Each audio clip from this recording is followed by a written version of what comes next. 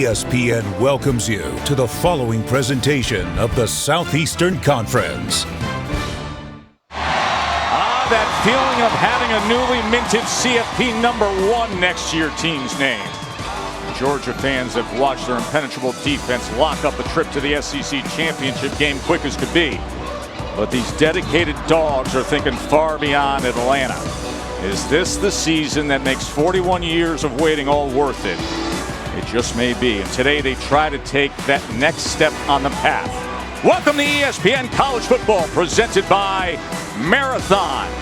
The Missouri Tigers, fresh off an SEC road win. They come to Athens, Georgia, facing the primed and punishing 8-0 #1 ranked Georgia Bulldogs. Good afternoon, everybody. Thrilled that you're with us to get your college football day started. Joe Tessitore alongside Greg McElroy. We had a visit with Kirby Smart yesterday. He said, listen, this whole idea that there's Georgia and then a gap to everybody else, he said, it's just not reality. What is reality are questions as to the offense. Stetson Bennett has been the starting quarterback. JT Daniels was out. He's working his way back. Yeah, and Stetson Bennett's going to remain the starting quarterback. Right now, JT Daniels is available. He can throw without pain, but Stetson Bennett's mobility is what's given him the starting quarterback job. Here he is against Auburn. The quarterback draw. These yards are hard to gain in this part of the field. So, quarterback run, take advantage of it.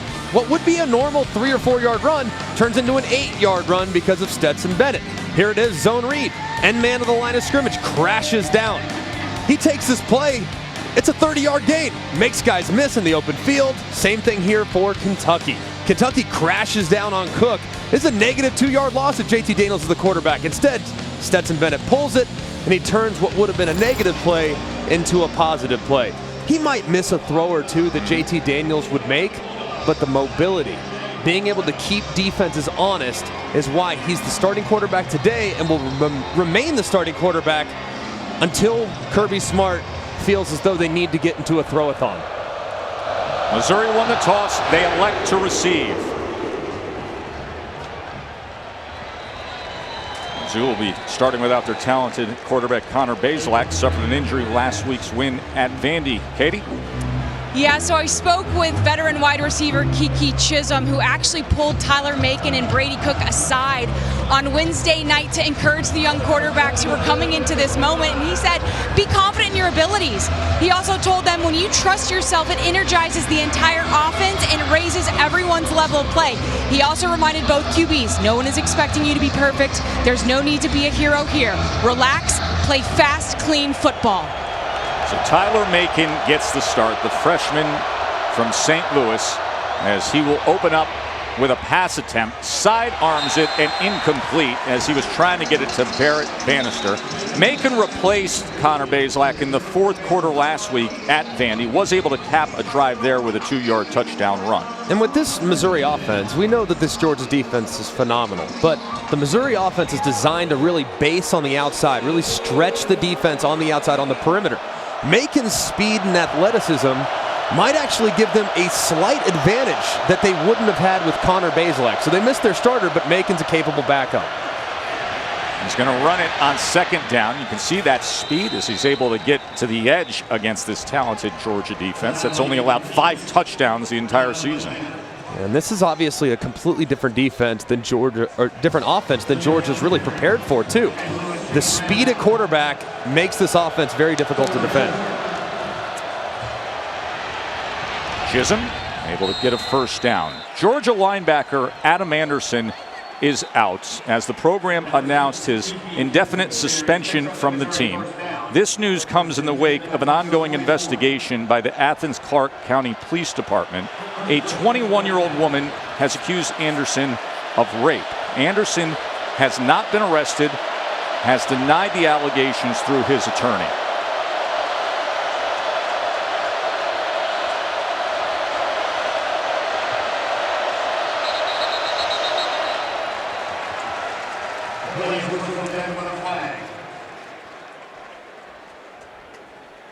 Illegal snap on the offense, number 55, 5-yard penalty. Remains first down. Kirby Smart, who has seen his defense with astounding numbers, a stop rate of over 90% of their opponent's drives. Eli Drinkwitz, his second year at Mizzou. Last year, 5-5. This year, a lot of struggles defensively, and now without his starting quarterback on the road against number 1. Quickly getting it out into space, but going nowhere that time, as it was Trayvon Walker who was able to make the tackle. And this is a Missouri offense that can't go straight at the Georgia Bulldogs. They're just too strong. They're too powerful. They're too good up the middle of the defense with Jordan Davis and Trayvon Walker and Wyatt. They're just too strong in the middle. So what Missouri's going to have to do is really use misdirection and try to play sideline to sideline. So Eli right now, as you can see, calling a lot of plays to the perimeter. 2nd and 19 after Lovett was tackled for a loss of 4. Tyler Beatty is finding it tough against the inside of that Georgia defense. Beatty comes in leading the SEC in rushing yards as he came in 11 shy of having a 1,000-yard season. And these are the down and distances that Missouri just absolutely has to stay out of. You have a young quarterback in Tyler Macon, a guy that's really going to make his hay with his legs, and you're in 3rd and forever. You have to be more efficient on 1st and 2nd down.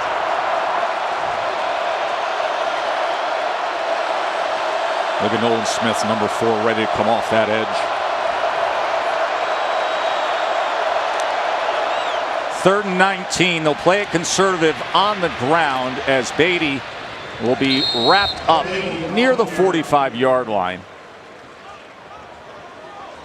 As he goes for 10 yards, 3rd and 19, so the punt team will trot on out there. Quick chat. Drinkwitz and his freshman quarterback, Tyler Macon.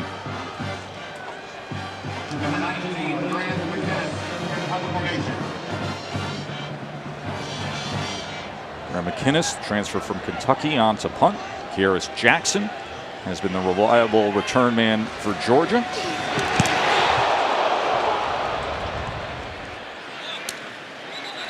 Fair catch at the 18. Well, guys, Kirby Smart told me that JT Daniels is ready to play. He's thrown without pain since the bye week. He was able to go through all of his reps last week preparing for Florida, as well as this week preparing for Mizzou. But Kirby Smart says you got to go with the guy that gives you the best opportunity to win, which may change based on game plan and opposing defenses. But right now, Smart says Stetson Bennett is that guy. He gives Georgia its best chance to win. And Katie, now 6 starts for Stetson Bennett, as JT Daniels been out with that lat injury. Zamir White in the backfield with him. And he is tackled for a loss right away. That was Trajan Jeffcoat, who was all SEC a year ago. And when you look at Stetson Bennett, he's not going to jump off the page because of the measurables. But what people continue to overlook is the guy can create with his legs. He's very mobile. He's very athletic.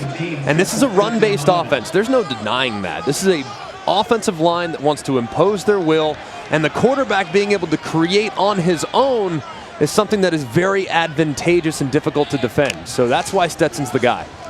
2nd and 11. There's the slant as he gets it complete to Ladd McConkey, who has been a breakout star for Georgia this year. Scout team player a year ago, and now a very active part of the passing game.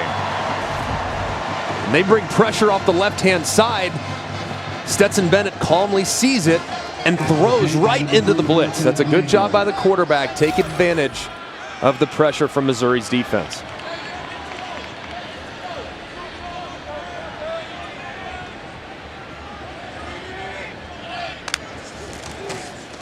After the 14-yard completion, this is James Cook. Let's check in with Matt Berry in the studio. Picks up 3 to the 34. Hi, Joe Tessitore, LL Bean studio update. Happy College Football Saturday. We figured there would be points in Ole Miss and Liberty. Second play of the game for Ole Miss, Jerrion Ealy, 70 yards for the touchdown. Lane Kiffin up early, 7-0. Corral and Willis going head-to-head there. Liberty and Ole Miss. Fun game there. Georgia's first possession here. Bennett off of play action. Has time. Downfield and incomplete as he was looking for Arian Smith, who is back healthy after dealing with a small fracture in his leg. Coverage came from Chris Abrams-Drain. That was a great job defensively there by Missouri, staying at home, playing their principles, and not overreacting to the play fake. This is where Missouri has to live. This is a Georgia team that, as we've referenced, they are excellent when it comes to controlling the line of scrimmage and making it third and manageable. When they get off schedules where they get into some problems. So third and longs, you need to see a lot of those if you're a Missouri fan, because this is not where Georgia's at their best. 3rd and 7. Bennett being chased back inside his own 20, and then will just burn it as Jeff Coat was able to get some pressure on Stetson Bennett. He's right in the middle of the opposing bench. Good job there by Missouri's pass rush, and an excellent job in the secondary. There was nowhere for Stetson Bennett to go with that football. Just great coverage on consecutive plays from the Tigers. Jay Camarda to punt. Boo Smith, the return man for Mizzou.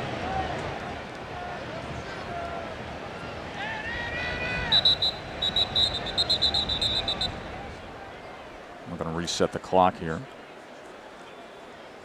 Chilly day between the hedges. Woke up, everybody came to the stadium. It's 40 degrees down here in Athens, Georgia, when everybody's making it over to the stadium.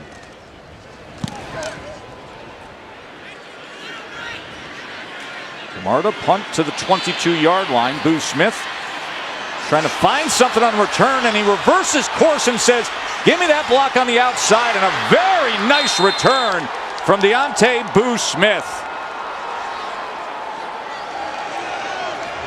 So Mizzou, maybe without its starting quarterback, but others stepping up. Good return by Smith.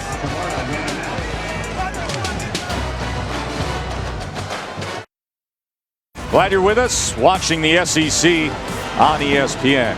Joe, Greg, and Katie here in Athens, Georgia. Scoreless early between Mizzou and the #1 team in the country. Don't forget to check out the Great Clips Command Center broadcast of this game, streaming now on ESPN3 and the ESPN app. Georgia has held opposing quarterbacks to the lowest rating of any defense in FBS, 13.4. And here they have a true freshman quarterback standing opposite big Jordan Davis, one of the most intimidating players in all of college football. As Beatty takes it ahead and picks up about 1.5 yards. Well, many say he should be in contention for the Heisman, Jordan Davis. Defensive lineman who's been dominating, Katie. Yeah, and he shared a really special moment with his mom earlier during pregame. He and Shay held hands, and the two prayed for over 2 minutes together. Afterwards, she gave him a big kiss and wished him good luck, and then he turned and took some selfies with fans standing by before resuming his warm-up. So a pretty special moment there pregame with mom. No doubt about it. There have been many great stories written. Beatty takes it ahead past midfield about the relationship between Jordan and Shay. He was a basketball player in high school, and it was mom who really pushed him towards football midway through high school, and all he's done is developed into 6'6", 340 pounds of an unstoppable force, clogging up the middle of that defense and letting everybody else run free and get all the glory stats. Yeah, he should be in the Heisman mix. I don't care what anybody says. He's the only player that nobody else has. Nobody else in college football has a Jordan Davis. That's why Georgia's defense is one of the best in college football. 3rd down and 4. Macon, this is what he can do best. Look at him straight ahead, gashing into that Georgia defense for a 1st down. And Missouri is on the move early on. A 20-yard gain by the freshman backup quarterback, Tyler Macon. Yeah, and you see the linebacker leave with the running back who motioned out of the backfield, indicating man-to-man. This is a great job by Eli Drinkwitz, acknowledging what Georgia does defensively. And when you have man-to-man coverage, guess what kills it? Quarterback run. Macon does an excellent job on the draw to convert on the 1st down. Macon tried to get it out quickly and then sidearms it, but goes incomplete. Toski Dove should have held on to that. Well, right now, I like what Missouri's doing offensively, just showing one thing and going with something completely different. A lot of eye candy, and Kirby Smart and his defensive coordinator, Dan Lanning, they're going to have to make some adjustments, because right now, this Missouri offense He's pressing all the right buttons.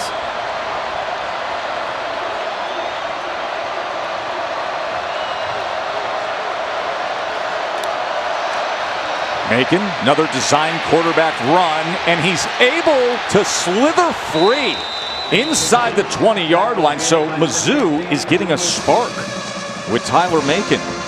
Yeah, they are. How about that run? I can't help, by the way, by looking at Tyler Macon with his build, with his mobility. I can't help but see Chase Daniel with the number, by the way. I don't know, something about this guy. As you can see, difficult to bring down, does a great job breaking tackles and making this third down very manageable for this Missouri offense. After the 8-yard run, it's 3rd and 2. Jordan Davis on the sideline watching here on 3rd down as they stem the defensive line. There's a miscommunication with the freshman and the running back Beatty, and that'll stop him as it was Brini who made the tackle. And that was, I believe, on the running back, because if you look at what Missouri was blocking, watch Beatty escape to the left. I mean, he just rolls right out to the left, and there's nobody home. But it looks like quarterback wrap right there based on what they were blocking up front. Harrison Mevis has made 19 straight field goals in his career. This is a 36-yard attempt. And it just sneaks in. 20 straight field goals for Mevis. And Mizzou takes an early field goal lead over number 1 Georgia.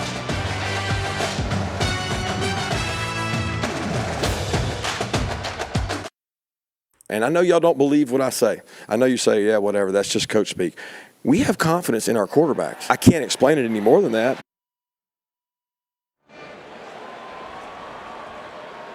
And I know y'all don't believe it. There's JT Daniels, the presumptive starting quarterback. He started all 3 games he has played, but has not played since the first quarter of the Vandy game. Greg back on September 25th. Stetson Bennett gets the start again for Georgia. He was 1 of 3 passing for 14 yards on that opening drive. He did have 1 first down. Meanwhile, just moments ago, it was the true freshman backup quarterback who got the start today, Tyler Macon, in place of the injured Connor Bazelak, who brought his team down the field for a 7-play drive capped by a field goal. And I know y'all don't believe what I say. I know you say, yeah, whatever, that's just coach speak. We have confidence in our quarterbacks. I can't explain it any more than that, but I'm not losing sleep over it, guys, because it's beyond our control.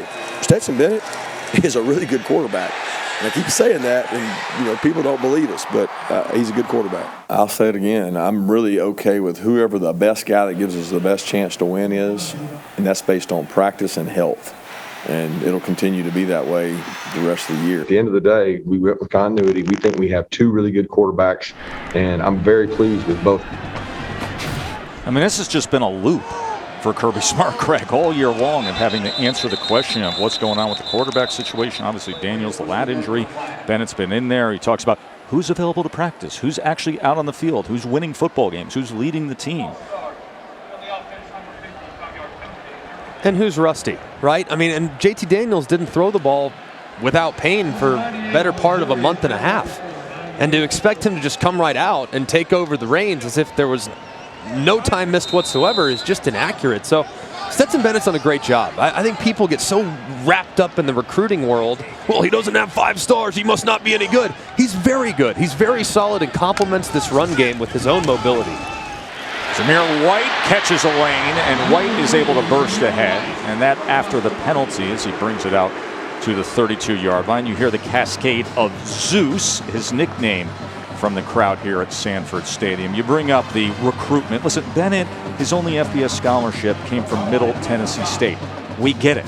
But this isn't high school right now. He's out there proving himself. Yeah, and the reason why he wasn't heavily recruited is because he's 5'10 and a half. I mean, that's a big part of it, is looking the part, and he doesn't look the part. And I think that's what people have a difficult time with. Look at the productivity. Look at the offense. 2nd down and 2. And looking like he's getting that line again is Zamir White. Let's go to the studio. Zamir White carries. studio update. Everyone thought maybe North Carolina could trip up Wake Forest. Sam Howell scoffs at sliding. He just lowers his shoulder. North Carolina up 7-3 early. Demon Deacons on the move. The 8-0 Demon Deacons. Not much at all for Zamir White, as he found a wall of Mizzou defenders right in the middle of that defense. Helmet came off too at the end of that play.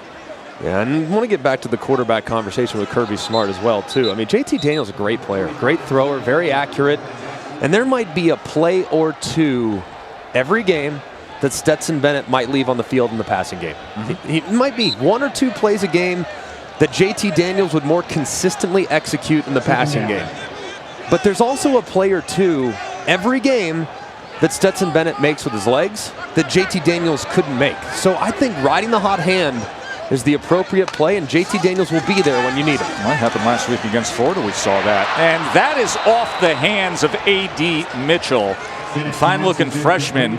Was thrown just a little bit behind him, but he couldn't come up with the catch. That was a tough throw there. In a tight window, a second window slant. Stetson tried to squeeze it in there. Mitchell couldn't reel it in. 3rd down and 10.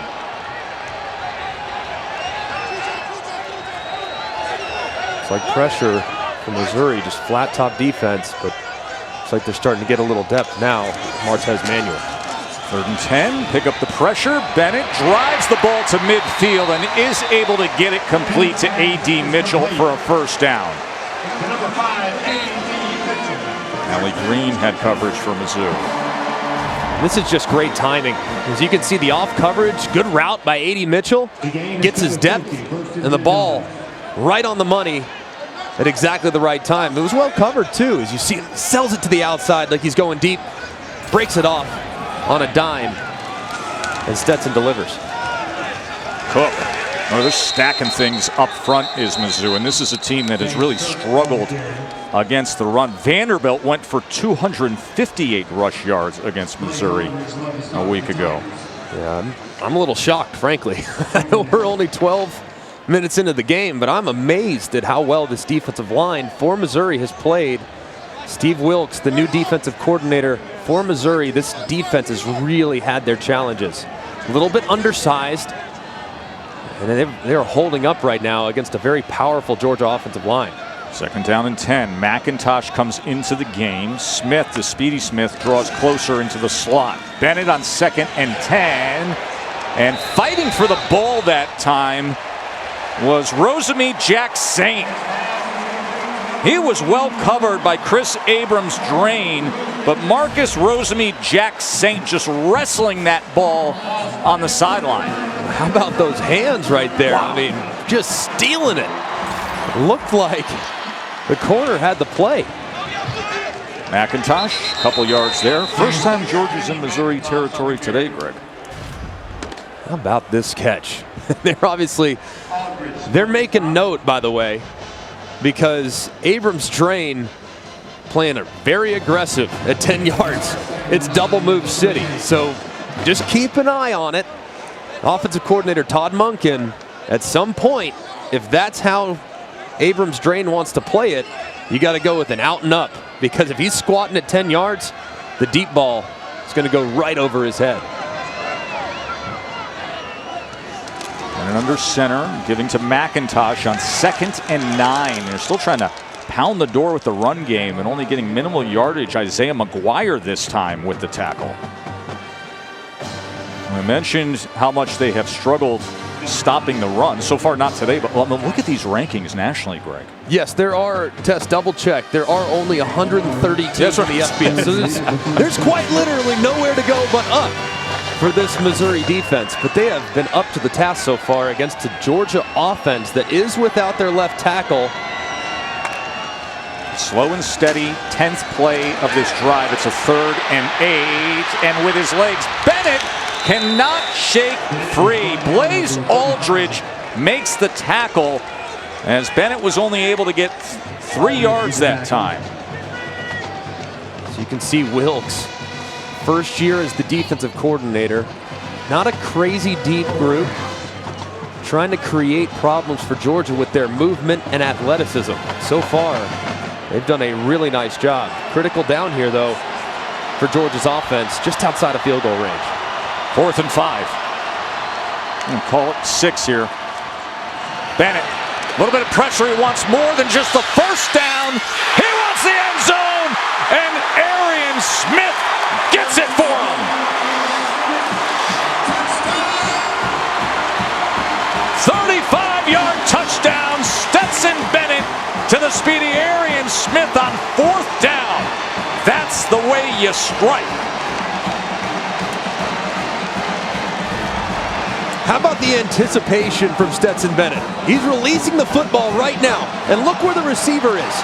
He's barely out of his break. This is pure anticipation and throwing to a launch point. Just a beautiful throw from Stetson Bennett. Smith, who was an All-American track star here at Georgia, he turned it on. Bennett put it out there. And at the end of the rainbow, jackpot. 7-3, number 1 Georgia.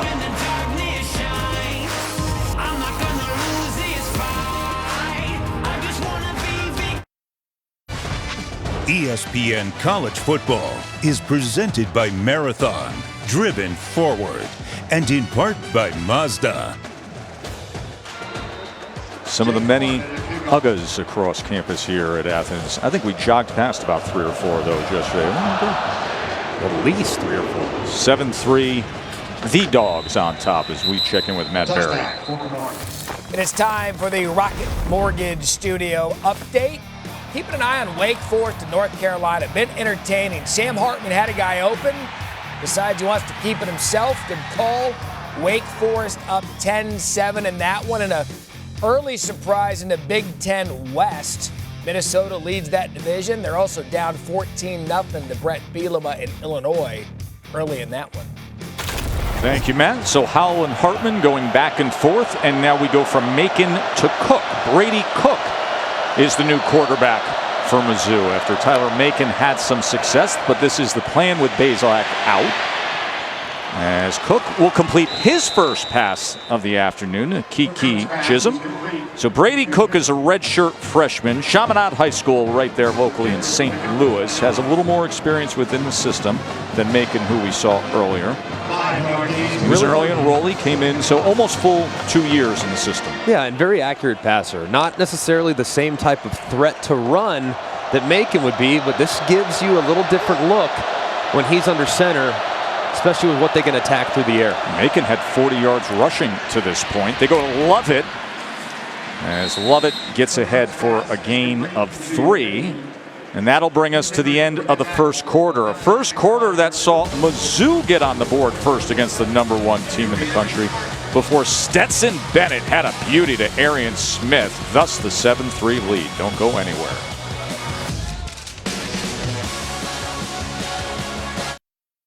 Today's Weekend Wake Up is brought to you by Wendy's Breakfast. And you look at some of these matchups. By the way, Wendy's Breakfast, amazing. Breakfast Baconator. Oh, really? Love that bacon. All right, when you look at it, this game, to me, Oregon on the road at Washington, fascinates me. I don't know why.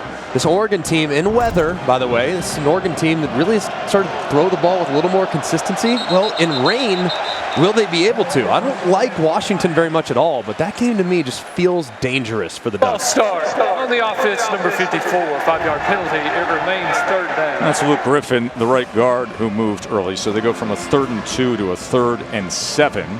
Remember, Brady Cook is now the quarterback for Eli Drinkwitz. They started with Tyler Macon. Connor Bazelak is out. He was injured last week against Vandy. There's Macon looking on. Cook, the redshirt freshman.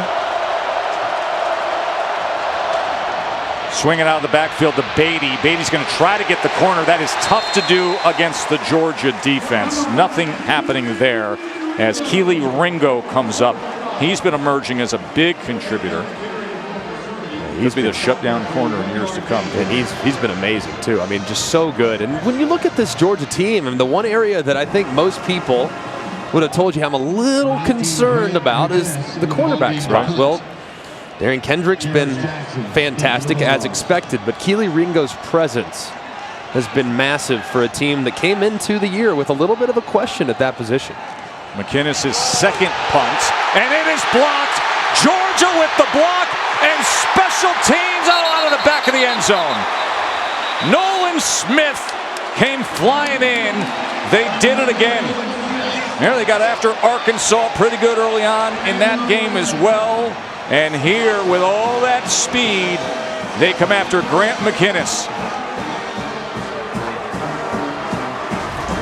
And as you see Missouri, I mean, they're all to the right-hand side. There's nobody to the left, which is just a free run for Nolan Smith. The shield doesn't stay patient enough, and he goes right around, blocks it with ease. Just a great job, but did they recover it in the end zone? Doesn't appear as though they did. Maybe worthy of a review, though. Worth taking a peek at, but that's one, it's almost too easy. You lose sight of where you're at, and what was a sure touchdown becomes a safety rather quickly. Yep. Tough to get possession there. Let's bring in our rules expert, John Perry. It's a pretty easy one to see, isn't it, John? Tess, they're going to get some points, but not what they'd like to get. He just does not maintain possession of this football. And the same requirements with a catch. He's got to have firm control and get a body part, and then he's got to have some time with the ball under his control. He does not. Safety. No, the he we speak of is Dan Jackson. That's one right there. That's like missing a 6-inch putt. I mean, it's the easiest thing in the world, and yet you just hit the lip right there. I mean, just a heartbreaker for Jackson, as he could have done the moonwalk into the end zone and pounced on the football for a touchdown. 10 is 42. Following the safety, Missouri with the free kick from the 20. Dan Jackson couldn't corral it, so the free kick now for Mizzou as Ketting is on, and Kieris Jackson is deep with a return opportunity. And he does so from the 12-yard line. Here is Kieris Jackson, and Georgia will start things off at the 38. Well, guys, after the first quarter touchdown celebration ceased on the Georgia sideline, Stetson Bennett checked in with JT Daniels for a few moments. And Kirby Smart says JT does a great job of communicating, calling out coverages, saying what he saw and what to look for. And Kirby tells both these guys, I fully expect you to support one another and be there for each other. He says they've handled the situation the right way, and their interaction, guys, is genuine. Well, the only guy that knows what it looks like from the position that Stetson Bennett's in is JT Daniels. Having that set of eyes on the sideline is massive for every starting quarterback. James Cook patiently using his blocks and scooting ahead for 8 yards before Chad Bailey takes him down. Well, Stetson has said it in recent weeks. He said, listen, we're two guys that absolutely love this team. He said, I go to the sidelines and JT's there giving me the coverages post-snap. We're helping each other out all the time. Absolutely, and you never know. I mean, you never know when your number is going to be called. I mean, you think about Georgia. How many times have they played Alabama now with the backup quarterback comes off the bench and wins the game? Twice. Once in the national championship, once in the SEC championship. They do not need to be reminded. Well, you need two. You got JT Daniels will have an impact on this season for the Georgia Bulldogs. There's no denying that. You never know when your number is going to be called. So he's got to constantly stay ready now that he's back at 100% health. Byers with the tackle at James Cook. He only gets a yard there, so it's 3rd and 1.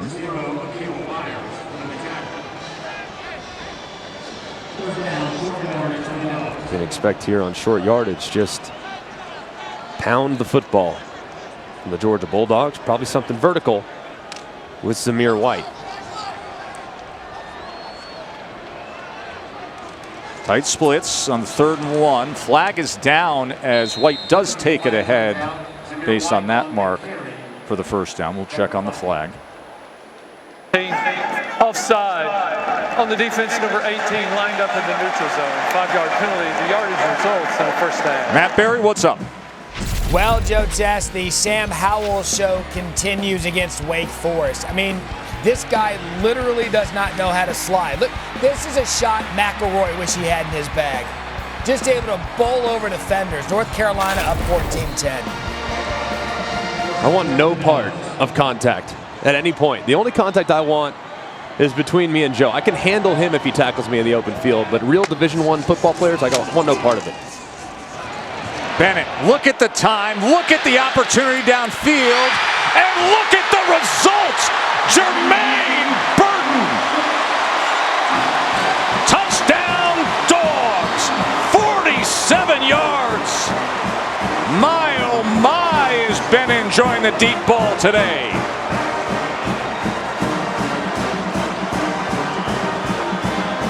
We've got to watch for Jermaine Burton's knee here right at the goal line, Greg, but what a play. Fantastic catch.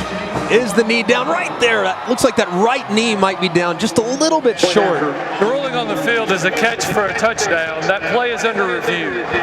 Yeah, as you see that right knee right there. Probably going to be first and goal at the 1. Great effort. We warned you there a couple drives ago that if Abrams drain the corner, if he wants to cheat and kind of squat at 10 yards, you're going to throw it over his head. And Burton goes up on a slightly underthrown deep ball and makes a fantastic catch. Let's bring in our 3-time Super Bowl official, John Perry. John, we've got a pretty good look at the knee going down. Do you have the look you want in terms of where the ball is at that moment? Well, what you do is you piece things together. Video evidence shows that the runner's knee was down at the 1-yard line. The ball will be placed at that point. First down. It's a nice job there. They'll piece when the knee is down, and they'll use the defender's chest because that ball's right on top of him, and he's at the 1-yard line.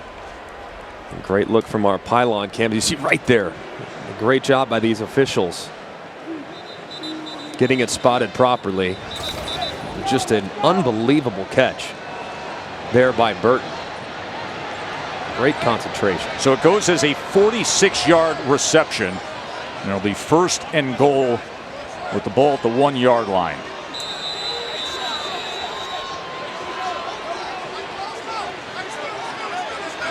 Double tight ends on the right side of the formation with Zamir White as the running back. And nothing happening at all. This Mizzou defensive front is really performing the best we've seen them all year long. They have struggled so much against the run. No doubt. As you hear the crowd start to liven up, that's because the big fella, big number 99, Jordan Davis, and his partner in crime, Jalen Carter. 2 enormous dudes coming into the ball game for the Georgia offense. Going to line up at fullback and see if they can't overpower this Missouri front. So here we go with 650 pounds of blocking for Zamir White. And that's exactly what it looks like when you have 2 human road graders in front of you. Touchdown, Dogs, Zamir White. Big Jordan Davis and Jalen Carter. It was Carter who earlier this season took out 3 defensive players for Arkansas in that position. All you can say right here, this is Jordan Davis on the left side of the screen. That was the play right before, but if they bring him in and Jordan Davis just plows down on the Missouri defender.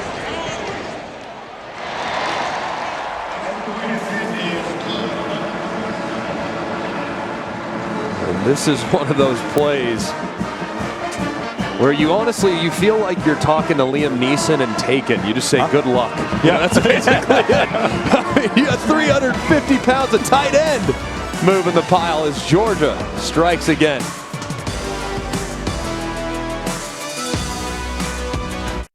Hey, Randy Moss is going to weigh in on the Odell Beckham Jr. situation on Sunday NFL Countdown tomorrow, and the inside story on how Phil Collins' song In the Air Tonight remains a pregame anthem in the NFL. 10 a.m. Eastern on ESPN. 16 unanswered points for Georgia after Mizzou took a 3-zip lead. We saw the big boys, defensive linemen, come in and play some offense moments ago. Put this on the Heisman reel. Look at the big fella working against McGuire, who, by the way, is 270 pounds.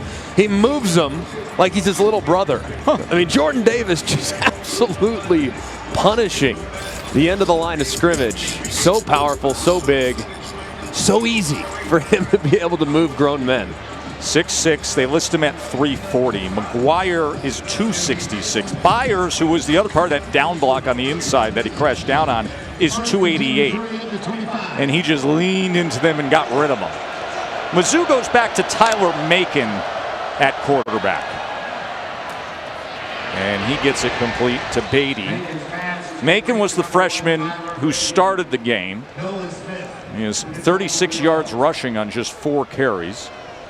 You can see Brady Cook got himself a series, but at some point this Missouri offense playing very lateral right now, totally understandable, that's who they are. But at some point they have to challenge this Georgia defense deep. At some point, because these safeties and these linebackers are teeing off right now, and they're able to run sideline to sideline. 2nd and 7. Macon drifting back and then just gets a flick of the wrist, and that'll bring out the flag. As he was trying to get it to Lovett. Pass interference on the defense, number 22, 15-yard penalty from the previous spot that carries an automatic first down.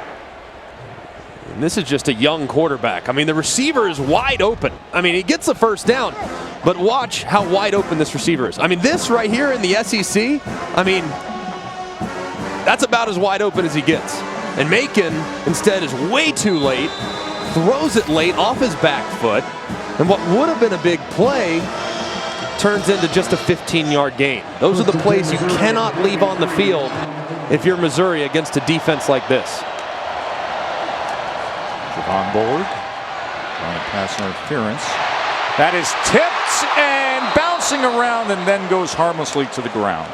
It's a good job by Nico Hay right there on the give him a PBU, because this was a great play defensively there by Lewis Seen. But the ball harmlessly falls to the ground thanks to the tight end, number 48, Nico Hay.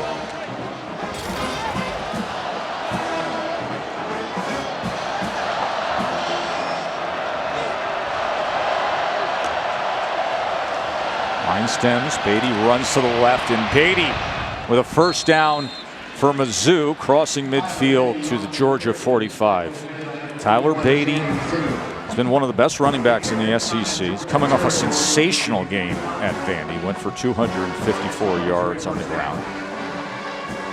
Beatty is probably one of the best players that nobody talks about. This guy is outstanding. Very athletic, not the biggest guy in the world, but very physical. Even though he's a little undersized, he plays much bigger than 195 pounds.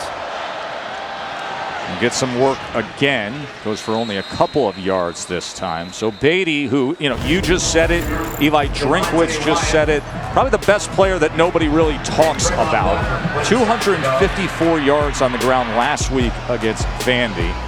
Came into this game with 989 yards. And he has gone over 1,000 yards this year. 4th nationally in rushing yards and yards per game, 90 total points. I mean, he has been a one-man show, as Eli Drinkwitz, he'll be the first to admit, not a lot around him. Everybody knows that number 1's going to get the work. No doubt. And Beatty reminds me, if he were in a different spot, he's like Bryce Love at Stanford. The guy would be a Heisman Trophy candidate if he didn't play in such a gauntlet of a conference.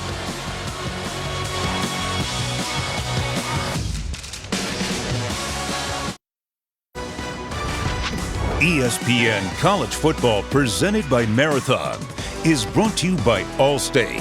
Save money like a champion with Allstate. And Duluth Trading Company, clothing and gear designed and tested to do. Sports are pretty good around here, aren't they? When you got this team's got the number 1 next to their name, and then the Braves celebrating the World Series championship. They had the parade through Atlanta yesterday. Jock Peterson knows how to celebrate World Series championships, now back-to-back years. Absolutely, and the Pearls. As you see, Blooper. Yeah, Blooper and Harry Dog hanging out together. They're best friends, best buddies. 2nd and 8, coming off the timeout for Mizzou. They have 66 rushing yards against this defense that only gives up 76 a game. And only 1 yard there for Tyler Macon, the freshman quarterback. Guys, during a team meeting this week, Eli Drinkowitz asked six-year starting center Mike Maietti how many games he's played in throughout his college career. The answer, 51. Drink then asked, how many of those games were against the #1 team in the nation? None. It was a message that resonated with Mizzou players that this is a rare opportunity. Make the most of it and realize college players go their entire careers without a chance to play the very best in the country, let alone move the football against this defense. Maietti, the center from Don Bosco Prep in Jersey, who was at Rutgers and then transferred over. 3rd and 6, and Macon taken down hard by Dean and Smith, the dynamic duo of linebackers for the Dogs. And the reason why you call that play on 3rd and 7, 3rd and 8 is because you anticipate going for it on 4th down. Make the 4th down a little bit more manageable with the quarterback run game. Can expect potentially here, maybe they empty that backfield again and hit another quarterback run. That's been something that's been effective so far on 3rd down and 4th down for the Missouri Tigers. 4th and 3.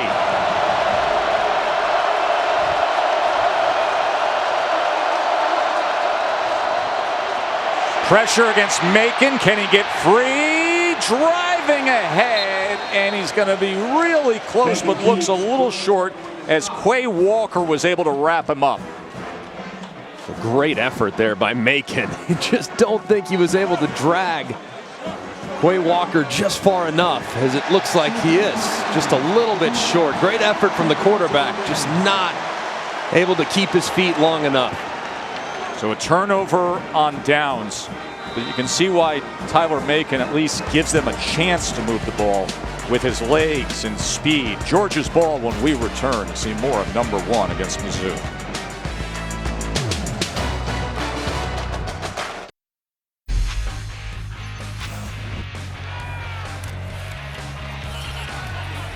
Wake Forest, North Carolina, Sam Hartman to Corey Roberson. Guys, this game has been back and forth all afternoon, 17-14 Wake. But Matt, is it as good as this lid? I mean, that is a look right there. It's a great My man look. has come out for SEC football. That's lady next to him looks, you know, she's got the pixelated houndstooth and the beautiful scarf, and then he's rocking that lid. Bennett downfield, and the one-handed effort that time by Kenny McIntosh. How about the catch? The running back reeling it in. Unreal catch by the talented back that's such a factor in the passing game. So he turns and backstrokes that catch for 31 yards, and then they go incomplete as he was trying to find Mitchell. Stetson Bennett, 6 of 10, 153 yards in the touchdown pass. That was to Arian Smith earlier today. Also had the really impressive deep throw, 46-yarder that set up the short yard touchdown run. It was Jermaine Burton who had that catch earlier, and then this one moments ago to Kenny McIntosh.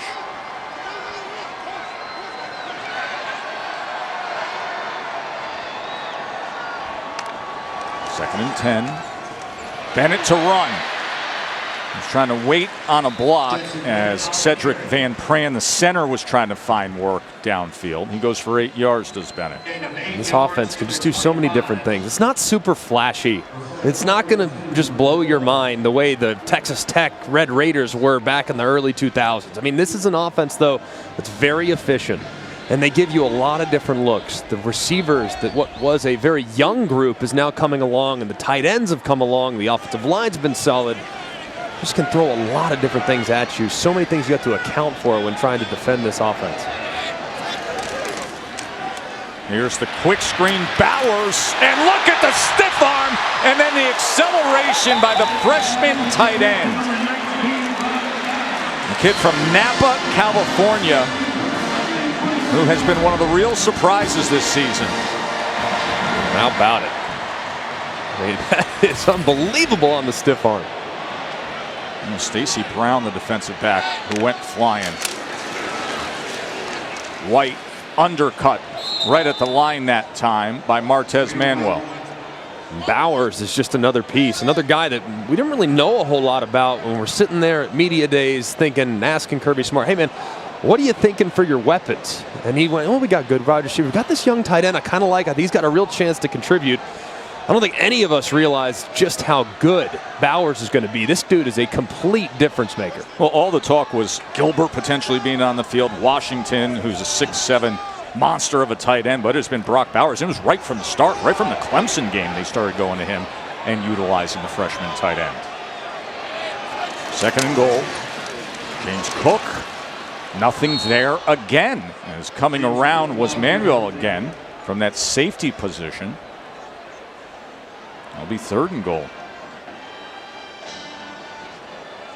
I'm surprised that Georgia hasn't done some zone read stuff down here, this part of the field. As you can see, averaging just under 3 yards per carry. That's, of course, not the norm for the Georgia Bulldogs. I'm surprised, though, they haven't given that zone read, because the way Missouri's crashing toward the football, the pull might be there for Stetson Bennett around the edge. To pass on 3rd and goal. And incomplete. Flag is down right at the goal line as he threw. It was incomplete, looking for Bowers. The back of the end zone to check the flag.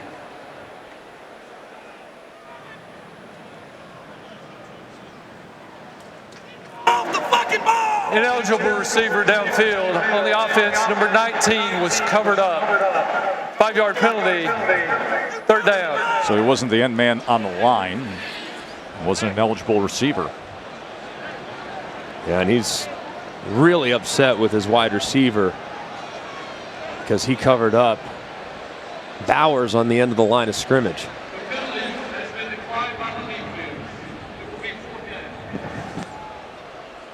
And that's a good stand there from the Missouri defense. Sure is.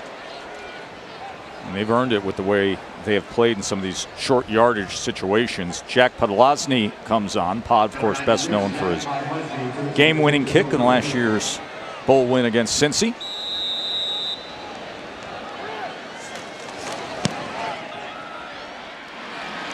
And they'll cap it with 3. Georgia's up 19-3 at home against this feisty Mizzou bunch.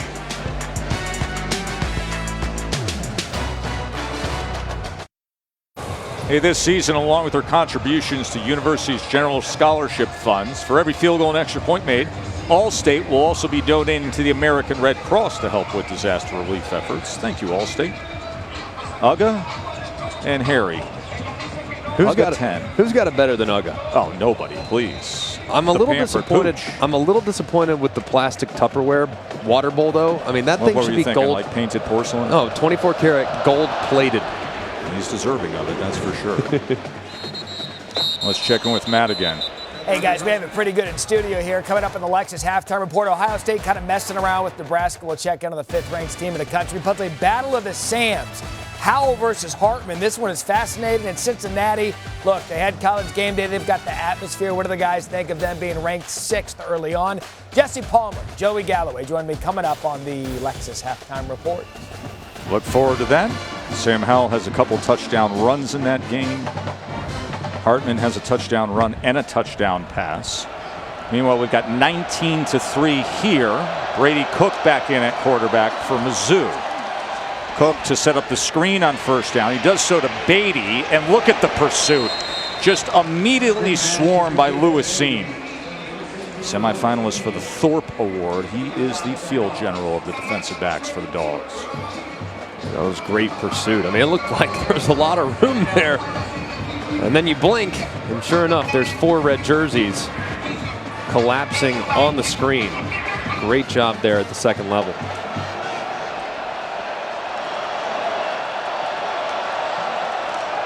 Second and 10. Beatty testing the right side, and Beatty can't get free on that side as well. See this Georgia defense starting to settle in a little bit. Missouri's really going to challenge you on the edges of the defense. As you can see right now, not the start that Kirby Smart and defensive coordinator Dan Lanning had anticipated. So far, Missouri doing a pretty good job of being able to create with the run game, but they're certainly starting to button down the hatches a little bit defensively now. But this the down and distance where you can have trouble. 3rd and 9. 4-man rush against Cook. Cook is going to tuck, run, and try to extend himself there, but he'll be a yard short as Quay Walker was able to take him down. I feel like you would go for it if there wasn't 3 minutes left in the half, because you're essentially conceding points immediately. But now, knowing that you're approaching halftime, I think you have to punt it, knowing that the clock could be a factor with the Georgia offense. Harris Jackson is back deep. Grant McInnes has to get this off quickly. Remember, they came after him earlier, and that was batted out of the back of the end zone for a safety. This his 3rd punt as they set up the return, and he skies it, and the fair catch at the 25. Hey, tonight we got LSU in T-Town up against Bryce Young and number 2 Alabama. It's 7 o'clock Eastern on ESPN. Chris and Kirk will have the call there. Of course, a couple years ago, LSU went to Tuscaloosa, that great 2019 team. They beat them 46-41. There's been a lot made and some great articles this week, especially with reflecting on Ed Orgeron, his career, about what happened afterwards and the post-celebration down there in Tuscaloosa. It's not a lot of love lost between those two programs. Short toss, James Cook, right side. Well blocked, James Cook weaving his way as a flag is down back at the 32-yard line. Let's see if they walk it back. Martez Manuel made the tackle.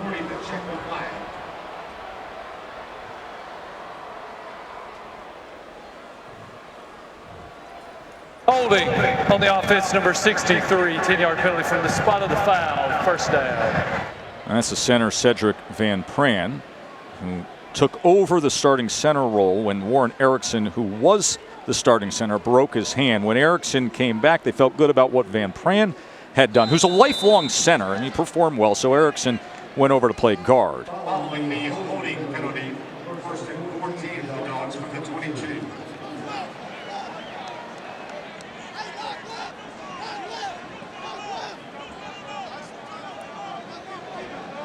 First and 14 after the penalty.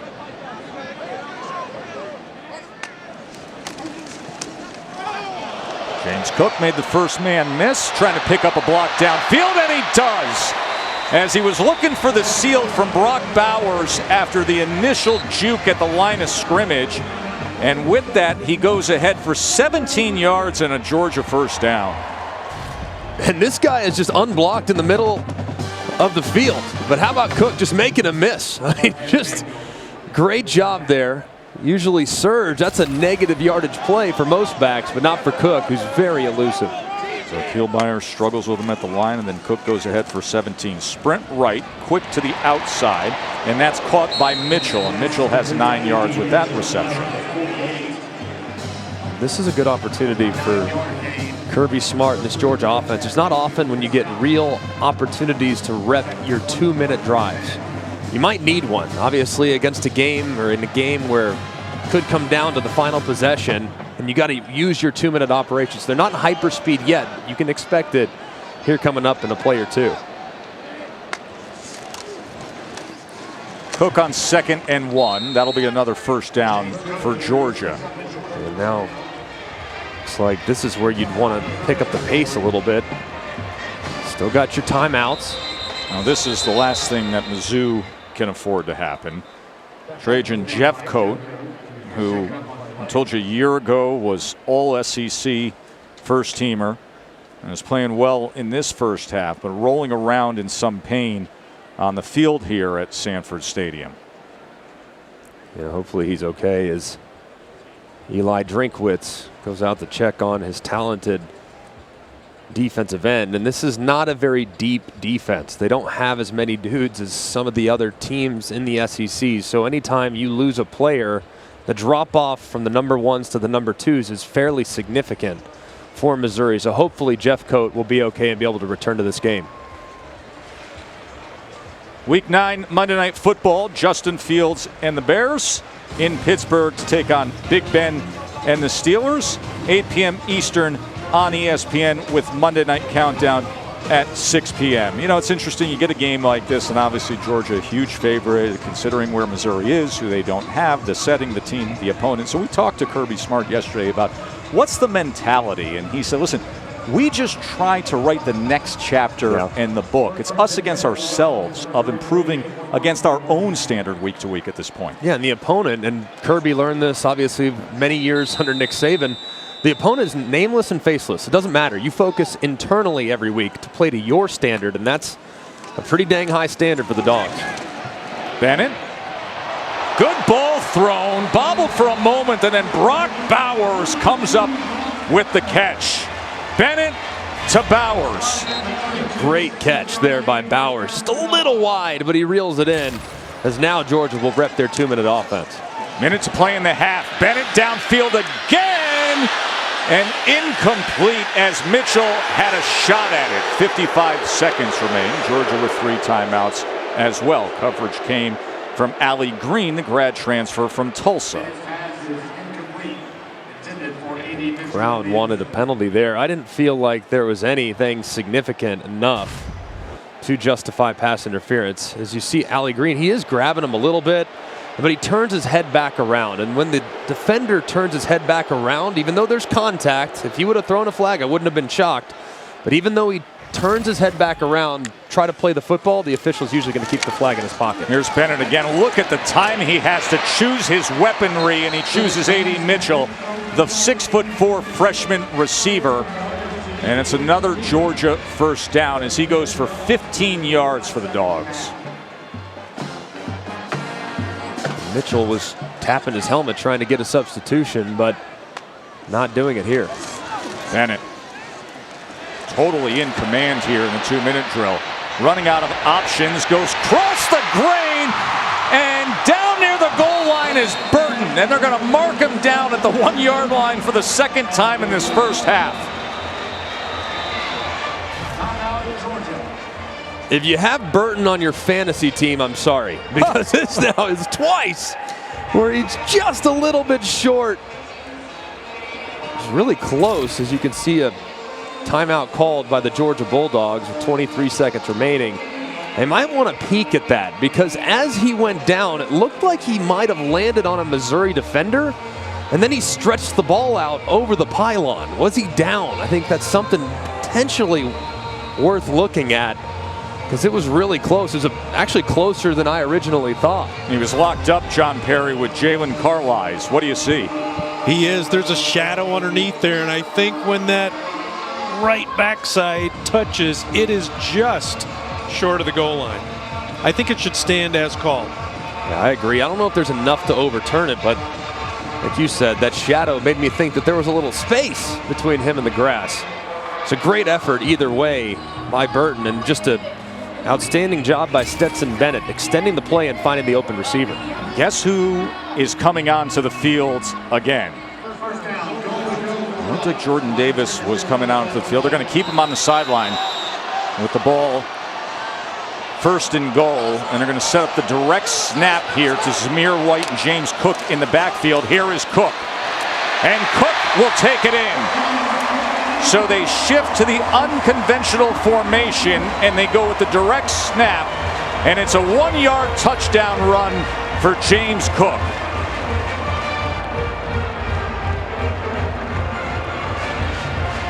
Great job there by Georgia.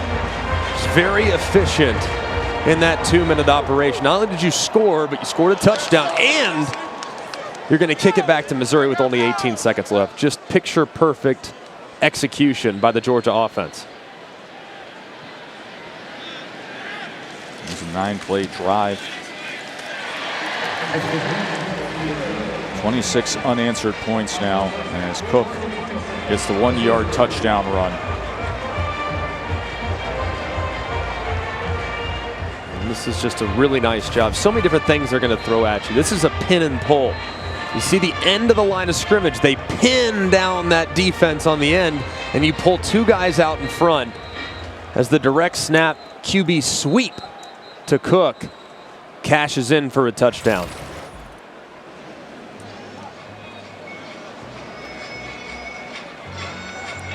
This team sitting here at 8-0. Everybody's saying undoubtedly, far and away the #1 team we've seen in college football to this point. Riding a dominant defense. And as this first half worked its way on, you've seen an offense that's finding more balance and consistency.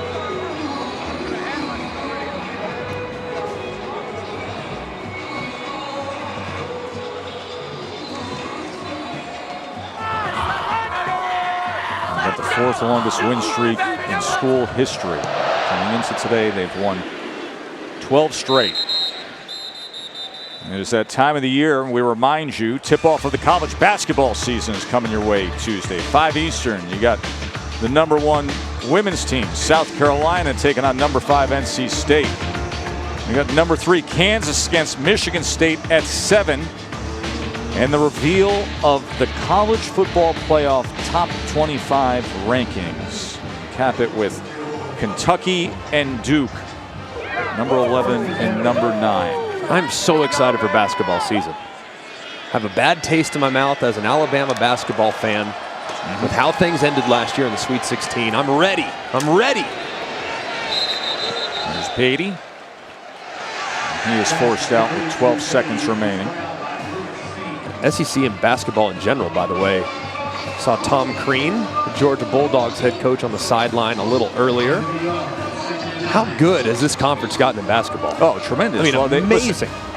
The effort was put forth with coaching hires and the point of emphasis, and you've seen it blossom in recent years beyond Big Blue Nation. Beatty, final moments here of the first half as he will add to his total. Well, Mizzou struck first. They came out, played well with Macon running the ball, and got up 3-zip. And then Stetson Bennett and the Dogs, they started to bark. And we've got 26-3 as we head to the studio for our halftime report. Joe Tessitore, thank you. It is the Lexus halftime report. And if you like offense, then Wake Forest, North Carolina is your cup of tea. This game, 77 the point total. Sam Hartman keeps it himself. And Wake Forest is 5th in the country in scoring offense, and you can see it early. And then Sam Howell answers right away. He can run the ball. Dude, well. he's 220 pounds, tough runner between the tackles. He's been doing this all season long. Remember, a lot of people perhaps pointing to this game. Wake Forest, an underdog. This is not a conference game for either team. Hartman, Ja'Cory Roberson, what a grab. And the over-under closed at 17. Glad you're with us as we welcome you back to ESPN College Football, presented by Marathon. Joe Tessitore, Greg McElroy, and Katie George with you, watching the #1 team in the country with a 26-3 lead over Missouri. They give up 6.6 points per game, folks. That's it. They're right on that pace here, giving up 3 to Missouri. You came on the air, you had to justify why Stetson Bennett is the starting quarterback still for the #1 team in the country. He goes for 232 passing yards in that first half. They made some great throws too down the field. I mean, that's been what's really working for Georgia, is the run game was, for the most part, kind of held in check there in the first half of this football game, but the downfield pass was not. It was a great job by Stetson Bennett connecting with several wide receivers down the field to create some big plays. Onside kick to start the second half. They had to wait for it to go the 10 yards, and Missouri's celebrating, saying they've got it. So a surprise onside kick to start the second half by Mizzou, as it was Sean Ketting, the kickoff specialist, who most people don't expect to even be in play with Ketting on the field, because he's tied leading the nation in touchbacks per game, and he comes with a surprise onsider, trailing by 23. And it is indeed Missouri football, as Downing comes away with the football. On the field is that the onside kick was recovered by Missouri. That play is under review. Dawson Downing comes up with the football. Sean Ketting. Let's watch here. But here's the thing, is the ball has to go 10 yards before you can initiate blocks. And as you can see, the ball's at 9 yards, and there is a Missouri player that is initiating contact with the front line of that Georgia defense. I think it was Jelani Williams, defensive back, plays kick coverage. Let's bring in our rules expert, John Perry, for more clarity. Lot to unpack here. Yeah, the touching is definitely beyond 10 yards. We're good there, but the block is a problem. You cannot initiate a block until you're legal to touch the football. In this case, I think it is an illegal block. Yeah, I think it's going to be an illegal block. After review, video evidence shows that number 4 of the kicking team blocked illegally before the ball went 10 yards. Therefore, it will be a 5-yard penalty. We will replay the down.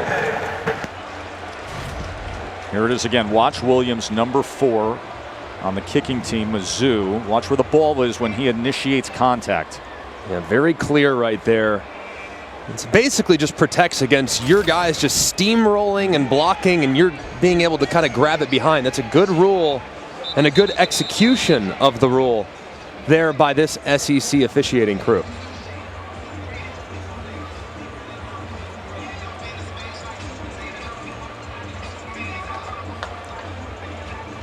So I thought I'd get a little. I thought I'd get a little love from John Perry there on knowing that rule. You know what? We're very impressed. John, do you agree that you're impressed by Greg McElroy? I thought John would give me a little love on that. I thought for sure. That was a deep dive into the rule book, John. I am impressed weekly at your rules knowledge. And if this doesn't work out for you, we're going to put striped shirts on you. I've worn striped shirts in a spring game in this stadium. I was the center judge, and I said that was the one and only time Steve Shaw fired me because I had a bad call on the hands to the face. So it was a one and done for me in the stripes, John. And it's going to bring out the penalty on the other end as it runs out of bounds. There's a little extra something at the 40-yard line that the crowd is reacting to. Hey, moments ago, Katie caught up with Kirby. Coach Smart, Stetson has made some really great throws, but we've seen even better catches in that first half. What needs to continue offensively? Explosive. We want to be explosive in the run game. Maybe do a little better job blocking them up front. They're coming after us. We're trying to take advantage of it with some shots. You've been animated on the sidelines. What are some areas you want to see cleaned up next half? Penalties. Shooting ourselves in the foot. We shouldn't be penalized. Come out, be sharp, be crisp, execute, make them stop us. Thanks for the time. Thank you. That was the conversation with Katie as they were going into the half, and now his offense out there starting at the 40-yard line. Zamir White in the backfield with Stetson Bennett. And White is going to look for something on the right side, doesn't find anything. That was Chad Bailey with the tackle. And if you look at Stetson Bennett, just the throw chart, underneath stuff, when the underneath stuff is not quite as efficient as the downfield stuff, you're doing something right. That is fantastic. And to be able to connect on that many passes traveling that far in the air just goes to show you this is a big play offense. Even though Stetson Bennett doesn't have a massive arm, he's got plenty with the ability to throw it downfield. And that is another one of these narratives that needs to be undone a bit. That by playing Stetson Bennett, it's a conservative move by Kirby Smart, as if Stetson Bennett doesn't have the ability to create explosive plays or downfield plays. It's a false narrative because he has it. He can do it fine. And people say, well, you can't beat Bama with Stetson Bennett. He had the lead in Tuscaloosa last year at the half and played poorly. So I think he's very capable. This offense doesn't skip a beat with him at the helm, as you can see with the big plays he's been able to create today. Listen, there are things JT Daniels does better. There are things Stetson Bennett does better, especially with his legs. As he goes to Darnell Washington, the 6'7", 265-pound tight end. He has been working his way back from a foot injury. He's banged up in fall camp. Of course, Brock Bowers, the freshman tight end, has been doing a great job at that position. A great job at the tight end. This is zone coverage. You see those defenders drop out on a shallow cross route against zone, you sit it down. That's exactly what the big fella did there, and a great run after catch. 11 yards there to Washington. They go with jet motion with Jackson. Kearis Jackson cuts back inside the 20. And that jet motion handoff pays off for Georgia as Kearis Jackson goes for 37 yards on the ground. Yeah, but how about the big fella out front? He just catches and converts for the first down, and then he leads the way on the corner. Just a good job of securing the edge there by Washington. And how about Jackson with the speed in the open field? This offense throwing a lot of things at these Missouri Tigers. Bennett Quickly to Burton. Burton inside the 5 and into the end zone. Now Burton was knocking on the door enough in the first half with 2 catches that were put down at the 1-yard line. This time he crosses the goal line, 12-yard touchdown. You had to give him one, right? You just had to. He got so close in the first half on multiple opportunities, and Burton takes the bubble and walks it into the corner of the end zone.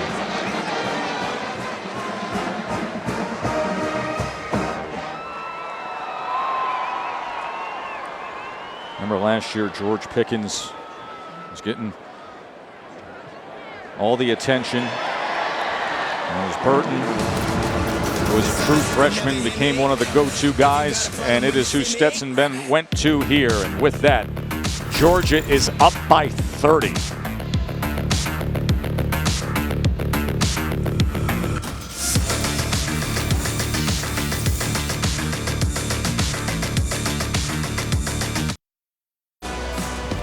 You're watching the SEC on ESPN, and you are watching the #1 team in the country go up by 30 points over Mizzou. Georgia has now outscored their opponents by 280 points this season. They came in to this week with the best point differential through 8 games going back to 1910.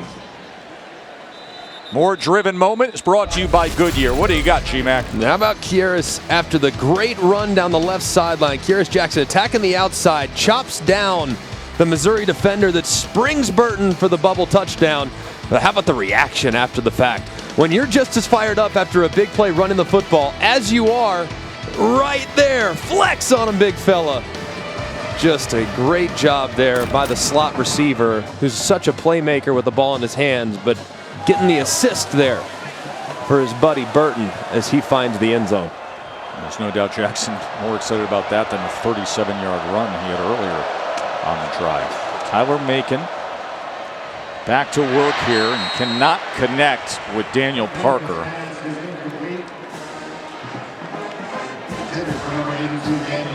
So Missouri went up by a field goal to start the game, and then since then a punt, a turnover on downs, a punt in the end of the first half. 2nd and 10, Missouri, the 25. Obviously, it's going to be a tall order to come back and win this one, but you got to get a little momentum offensively for the next few weeks.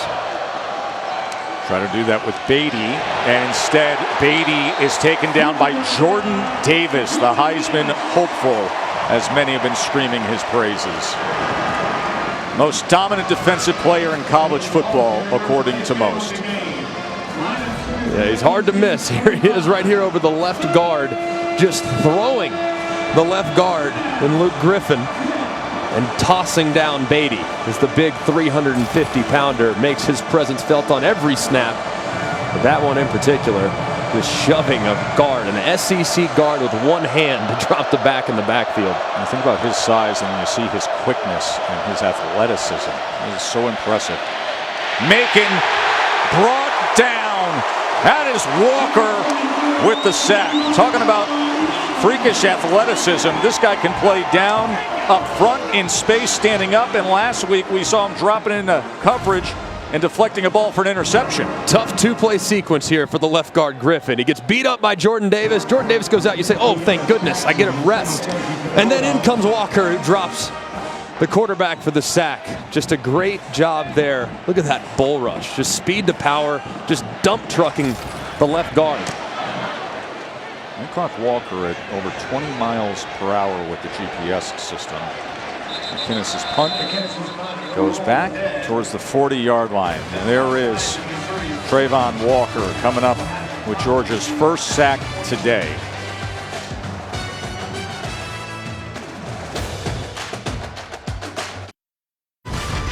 ESPN College Football, presented by Marathon, is brought to you by Liberty Mutual Insurance. Only pay for what you need. And Ford, built for America. Well, it's great to see Georgia recognize Coach Mark Richt at halftime. And former players here, everybody coming out to celebrate Coach Richt and all his achievements that he had here at Sanford Stadium. Just a first-class guy, man. Just one of the best people I've had the opportunity to cover. I mean, just so gracious and just a guy that we're so happy that we have had the opportunity to work alongside him and get to know him over the years. Well, look who's back. JT Daniels, for the first time since the first quarter against Vanderbilt on September 25th, comes in to replace Stetson Bennett with Georgia up by 30 in the third quarter. End around it, Smith. Here comes that track speed of Smith, and it's an easy first down as he turns the corner. So JT Daniels, who started all 3 games he has played, but hasn't played since September 25th, missing significant time with that right lat muscle injury, Greg. Yeah, and he's obviously a very gifted thrower, but where he really excels is prior to the ball even being snapped. He has elite mentals, being able to diagnose coverage, make adjustments within the offense, both in the route tree and in protection. McIntosh only able to get maybe 1.5 yards. This is a young man, very accurate passer. And of course, when he was inserted into the lineup last year, this offense really took flight. But his injury has really opened the door for Stetson Bennett to lock down this position.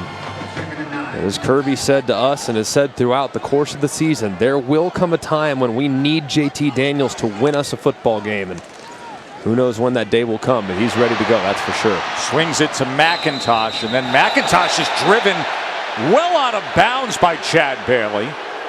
And you hear the crowd not liking that. There's no penalty flag. I didn't have a problem with the official not throwing the flag right there. I mean, the tackle, he starts it in bounds, and he's just trying to finish the tackle. I mean, he's not slamming him. Watch out, Katie. Right there, obviously a little late. I can understand why, because he went down way outside the out of bounds line. But since the tackle was really initiated in the field of play, I don't have a problem with the no call.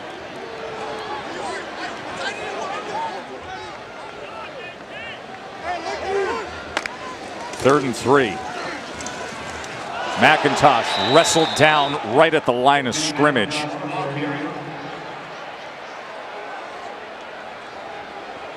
He couldn't get going anywhere as Hansford was able to get a hold of him. And Kirby opting to leave his offense on the field. He's got to be disappointed right now with their inability to really just line up and pound the football, running the football. One of the worst rush defenses in the country is Missouri. And Georgia just can't consistently get enough push to create any momentum in the run game. Now, Missouri, that is their first charge timeout of the half. Mizzou will use a timeout as Georgia's facing a 4th down when we return to Sanford Stadium here in Athens.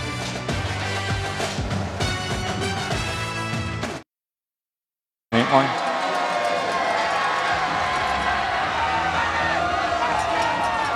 Taco Bell welcomes you to the Live Más Student Section of the Year contest. Hashtag Student Section Sauce.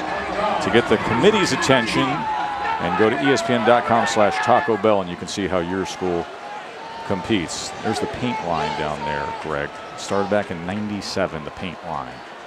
His 4 friends started doing it, and here we are all these years later. And there are showers filled with red paint deep into the night to this day. 4th and 3, and that is complete to John Fitzpatrick as a flag is down. As JT Daniels with the 7 yards. On the defense, number 18. That penalty is declined. The result of the play is a first down. A good job there by JT Daniels. Getting the ball out of his hands very quickly, taking advantage of that void in zone.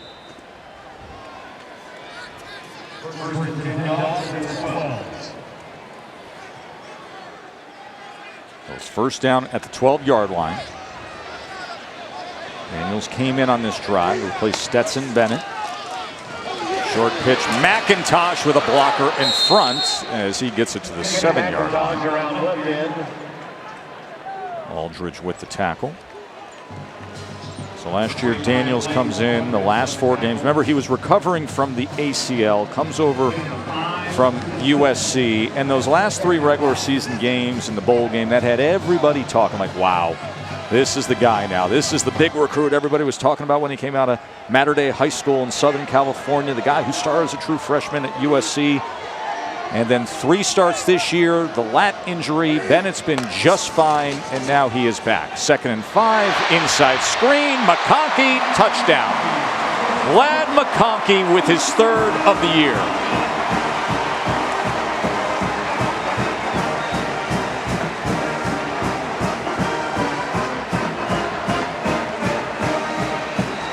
There is Stetson Bennett cheering on JT Daniels.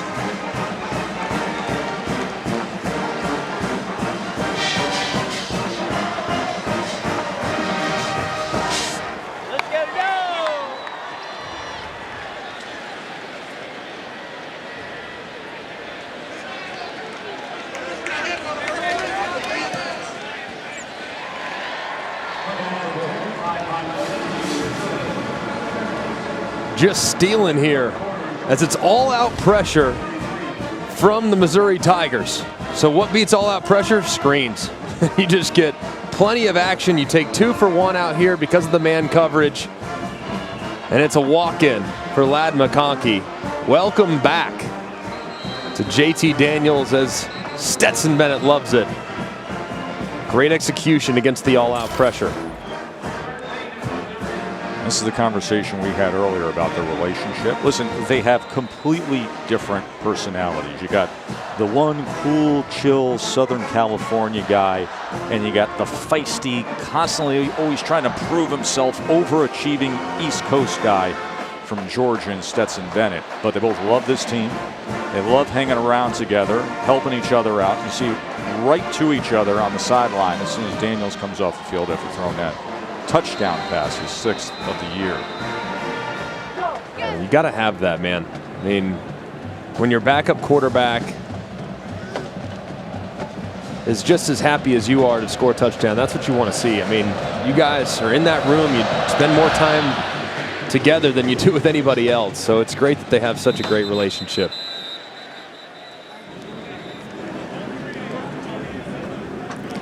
Guys, I want to revisit something that happened in the last series. Travon Walker's got a high motor, and Tess, I don't know if he clocked 20 miles per hour on this sack here, but he might have been close. And he told me this week, yeah, I'm kind of fast. And he says he grew up in the country, Thomaston, Georgia, and there was nothing but land. So he ran and raced with other kids for fun growing up. He then played basketball in high school, winning 72 consecutive games and back-to-back state titles. He says playing hoops helped his footwork, speed, and overall explosiveness. Oh, there's no doubt about it as they get the completion of Bannister here. You mentioned the high school basketball success, Katie, the 72 straight wins. That was at Upson Lee High School. He was a great hooper there. It's so funny because when you put on the tape and you're watching and you see big Jordan Davis, like, all right, you know he's enormous. And then Jalen Carter's in there, number 88, and they're both huge. You're like, who's this little guy, 44 on the edge, man? Little. This guy's tiny. Yeah. And then you look up his measurables. He's 280 pounds at 6'5". Isn't that something? Great athlete, man. It really is something. I mean, I said this to you when we started getting into the film earlier this week. Just the sheer size, yet married to the speed of the front 7 of these players. That's what's everybody's crazy. Big, but everybody's also blazing fast. That's what's crazy. Tyler Beatty on 3rd and 3, and he is brought down by Quay Walker. Quay Walker, who had 13 tackles last week against Florida, and a flag is down on the far side. Could be offside here. Offside on the defense, number 9. 5-yard penalty from the previous spot. Yardage results in a first down. Kirby.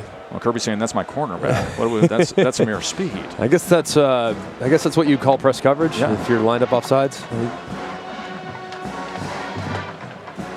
Not often is the corner offsides, that's for sure, but fresh set of downs for Missouri, and did they need it?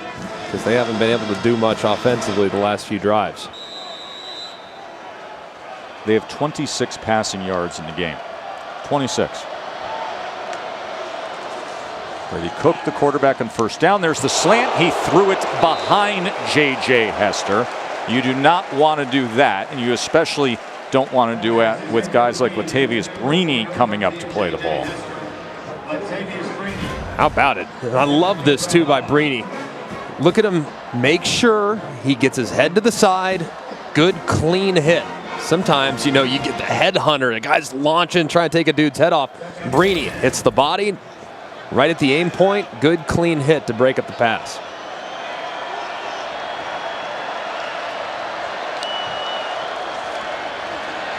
Cook on 2nd and 10. Does have time as he goes underneath to Beatty. Pass is complete to number 1, Tyler Beatty. This is such a good opportunity for Missouri to just evaluate these young quarterbacks, getting them great work and working against an NFL defense, man. I mean, there is just very, very small windows, very difficult to create any offensive momentum. This is a tremendous test and really your first extended college action of the year. Tyler Macon looks on. He started the game. Brady Cook has been getting series. Now a 3rd and 5. 4-man rush, and Cook still has to extend the play, and he does. And was that complete? He was trying to hold on to the ball, but it looks like Dove did, and that's a first down for Mizzou, as Toski Dove was trying to still corral the ball as he went down to the ground, and he goes for 19 yards. Let's see if Toski was able to secure the catch. A beautiful throw. I mean, perfectly thrown. See the ball kind of squeaking through. Where is it? Or Missouri had snap it quick. Brini came in defensively and was knocking it loose.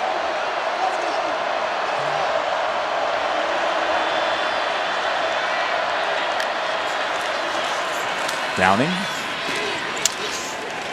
He's met and then wrestled down by Walker. Good catch there. Play a go by Toski Dove. I mean, a beautiful throw too by Cook. I mean, when the defender's back is to you, he can't see the ball. Just throw it right over his head. That's exactly what he did. Missouri finally breathes a little life into that passing attack. Calling a gain of 2, 2nd down Missouri.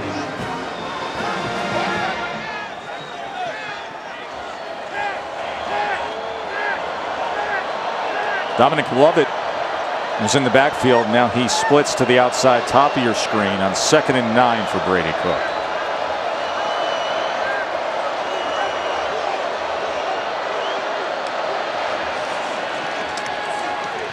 And he looks that way, but overthrows the intended target. Jackson had coverage of Lovett. So it'll be a 3rd and 9 for Brady Cook, who was the first commitment to their 2020 signing class. Remember, that was first with the old staff. So he's a guy who came in and stuck around with the coaching change with Eli Drinkwitz. And we remind you that Tuesday at 9 o'clock, it'll be the College Football Playoff Top 25 reveal. Of course, that nice, shiny number 1 next to Georgia's name. There's no big drama this past Tuesday when that was announced. 3rd and 9.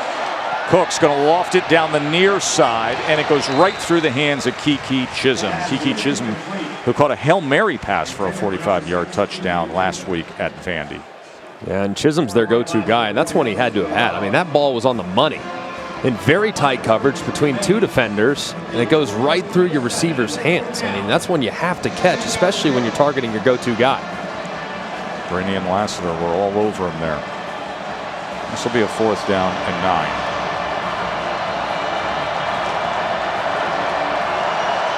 Ninth play of this drive with Brady Cook, the longest we've seen today.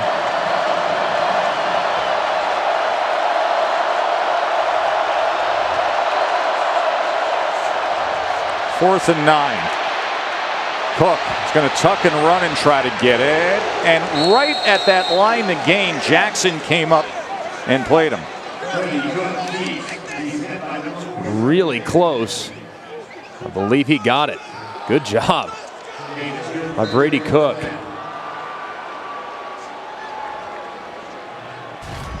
Let's look. It's a good surge. Yeah, I think it's a good call by the official. Good spot as that ball just barely got enough for the conversion.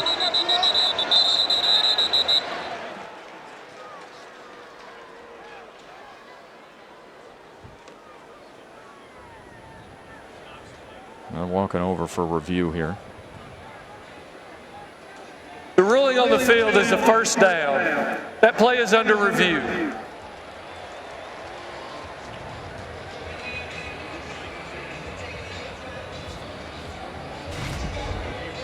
Well, they're looking at the spot.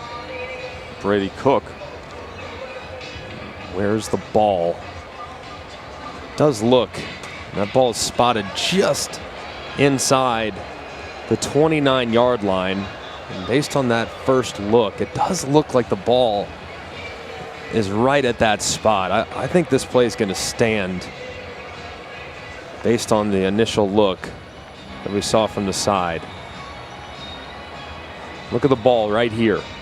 As he's hit, he's in bounds right there. Where's the ball? Boom. Just inside the 29-yard line. Hey, reminder that UFC 268 is tonight. It's from Madison Square Garden. Usman against Covington. The welterweight title on the line. The prelims will get you started over on ESPN News, Deportes Plus at 8 p.m. And then, of course, the main card is on pay-per-view. Usman and Covington for the welterweight title tonight from Madison Square Garden. I don't know how many knockouts threats remain on Georgia's schedule. They're going to be wrapping things up here in the second half against Mizzou. They'll face a more threatening offense at Tennessee. And then, of course, as they always do with the rivalry game, clean old-fashioned hate at Georgia Tech on November 27th. But everybody's already circling that day to Saturday, December 4th in Atlanta for the SEC Championship.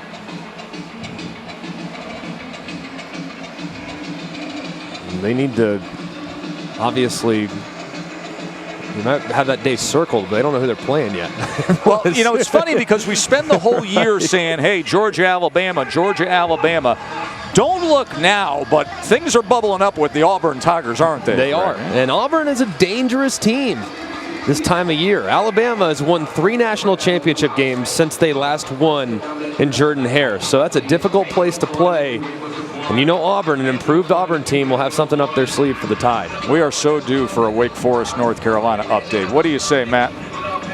Asking you shall receive. Sam Hartman now has accounted for 5 touchdowns, 3 through the air, 2 on the ground. He could be on pace for one of those coveted helmet stickers on College Football Final. Play stands is the result of that review. John Perry? Look, one of the things that has lost in our game of an art form of officiating is common sense. It's 40-3, and it's a really, really tight play for a team that's getting beat by 37 points. Give them the first down and roll. Thank you, John. Thank you, John. On behalf of football viewers everywhere who enjoy the flow of a game that at the end of the day is entertainment. Thank you, John Perry. Here's Cook after they did convert the first down. Little referee on referee crime there. Listen, and John is a very level-headed guy whose father headed up Big Ten officials. John, of course, went on to great success both in college all the way from being the premier official in the NFL, officiating 3 Super Bowls. He gets the big picture. Yes. And one thing, there's nothing that drives me more crazy than a review that doesn't really matter. You know, I mean, ultimately, all you're doing is you're affecting the offense's momentum. Just give him the first down. Let's rock and roll. Here's Cook on 2nd and 10.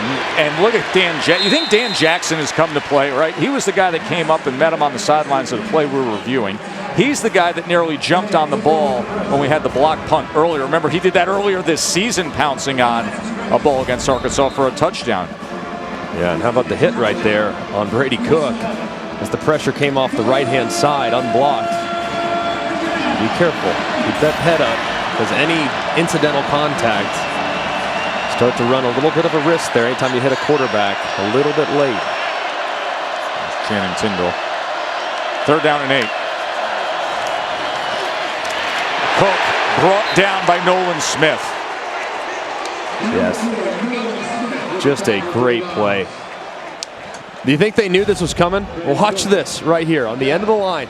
He's just going to collapse on this quarterback draw. Look at, as soon as that, I mean, just immediately, as soon as that quarterback puts his back foot in the ground to escape north and south, Nolan Smith stopped his tracks immediately and collapsed on the quarterback. Just excellent play there by the defensive end.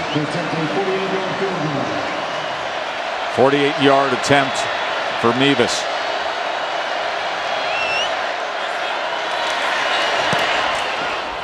One of the best kickers in the country off the upright. So he came in having hit 19 straight, started the game with a field goal, and misses the 48-yarder.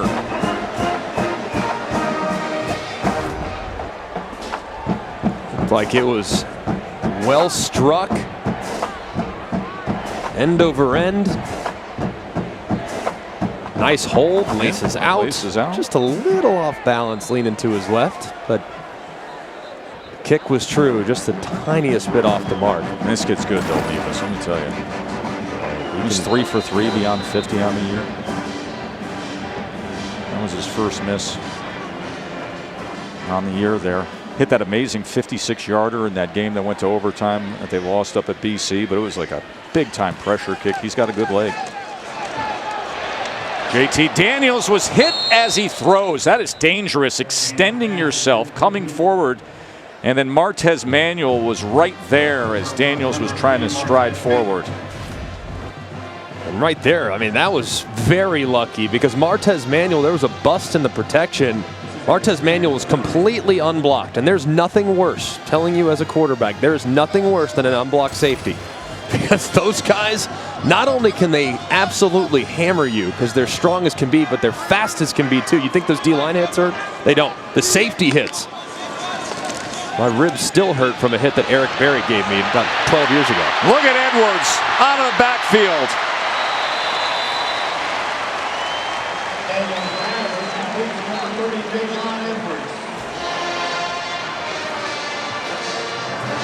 I can't tell you how impressed I am with the blocking on the perimeter from this Georgia team. I mean, these receivers, in this particular case, you have a tight end against a Manuel who just delivered the hit, ironically enough.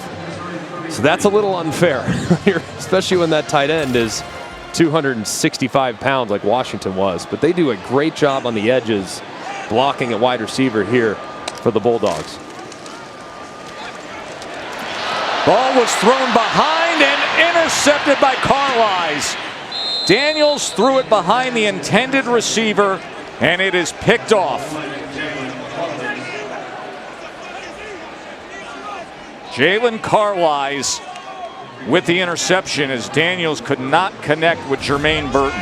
Man, and he had a hole too. I mean, it's wide open. I mean, as a quarterback, you just have to hit that. I mean, it's behind the intended wide receiver. It gets tipped up, and it's an easy interception from Carlisle. One of the few big plays. It just kind of glanced right there off of Caleb Evans' helmet. An easy interception, just off the mark. And talked to Kirby Smart. I mean, he said, man, he's rusty. I mean, for as accurate and as good as JT Daniels is, he hasn't played. He hasn't had a ton of practice reps. That's a perfect example. That's a rusty throw off the mark on an easy completion. So off the interception, Brady Cook, as he goes to Downing. You know, Kirby had said coming in with JT Daniels, he kept using, maybe ease him back into things. And Kirby was the one pumping the brakes a bit in terms of workload and where these two quarterbacks are. And he said, you know, hey, we're going with the guy that's been out there the most, the guy that's been practicing the most, the guy that's been playing the most, the guy that's been winning. And that was Stetson Bennett. Although you've heard from a lot of national media, a lot of fans, people saying, yes, but if they are to defeat Alabama, if they're to win a national championship, it will take somebody with the talent of JT Daniels. And Mizzou falls on it.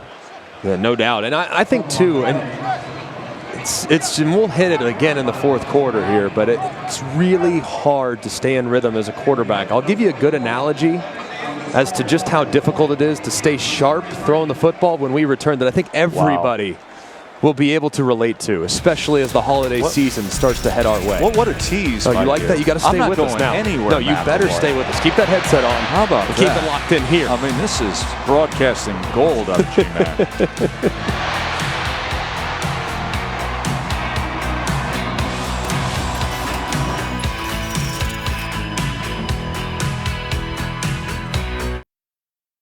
Start of the fourth quarter as we welcome you back to ESPN College Football presented by Marathon. Joe, Greg, and Katie here as Georgia's up 40-3. And Brady Cook with a run for a first down. And I told you before on the JT Daniels interception that staying sharp in the passing game is kind of like a diet. Like you're going to eat well, you're going to lose weight, you start on a diet, right? That's kind of where we're at. And as we head towards Thanksgiving, all the great things I've done for my diet go out the window my third trip through the Thanksgiving buffet line, right? Gain it all back. Yeah. That's kind of what the passing game is like. When you miss as much time as JT Daniels missed, you're not going to be very sharp. You can work all summer, all spring, have a million reps, and then you take a week off, and next thing you know, it's like you've never thrown the ball before. So it's one of those things that's very difficult on the passing attack. 10-yard penalty from the previous spot. Play first down. Is this your way of telling us you're going like plus 15 in about 3 weeks? Yeah. It's on. The guy that you're standing next to right now is going to look very different come December 5th or 6th, Just whatever enjoy day yourself. It is. 1 month whatever from it now. takes. Just live fully is all I ask of you. Live fully and joyfully. You good with that? I'm good with that.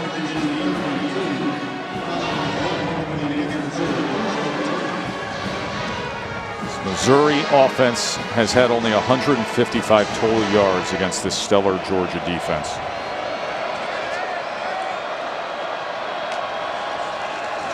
Cook looks left.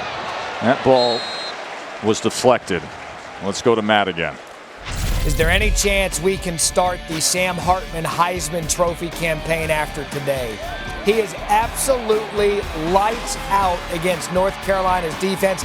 A.T. Perry gets to the pylon, and it is all Demon Deeks. But wait a second. Another Sam gets into the action. Sam Howell gets the touchdown. This thing is crazy. 45-27, Wake. I mean, give credit to what Wake has done this year, especially offensively. This dynamic offense that they have. And the undefeated Demon Deacons. Cook running out of options. So he goes to J.J. Hester. College football playoff rankings are brought to you by Allstate. As you can see, Wake Forest putting a show on in a game that apparently is defense optional. And you look at what Wake Forest has coming down the stretch. Now, I don't know if they're going to have the strength of schedule to overtake the Big Ten champion if it's Ohio State. I don't know if they're going to have enough firepower to overtake Oregon if Oregon runs the table the rest of the way because of the non-conference win against Ohio State that the Ducks have. I don't even know if they're going to be good enough to get over Cincinnati, but that's a team that people are still sleeping on, and people need to wake up because that's an offense that can really get after you. Cook gets a complete pass midfield for a first down to Barrett Bannister. You know, so they're putting up this big number against North Carolina today. Then they're home against NC State. They're at Clemson, of course, an unranked Clemson team. And then after Thanksgiving, they're at BC, a BC team who now has Phil Dracovic back at quarterback. Saw him come back last night in the win. But undefeated's undefeated. Yep, it is. But at this point, just like Oklahoma, and if you look at Wake Forest, they've had moments like against Syracuse where they went to overtime, or against Louisville where it wasn't pretty, against Army where they gave up 1 billion yards on the ground. I mean, there's a lot of things to be very questionable about with Wake Forest. One thing that's not in question is that they have a great quarterback and they can score a lot of points. Brady Cook with a spirited effort and then flipping and twisting over near the hedges.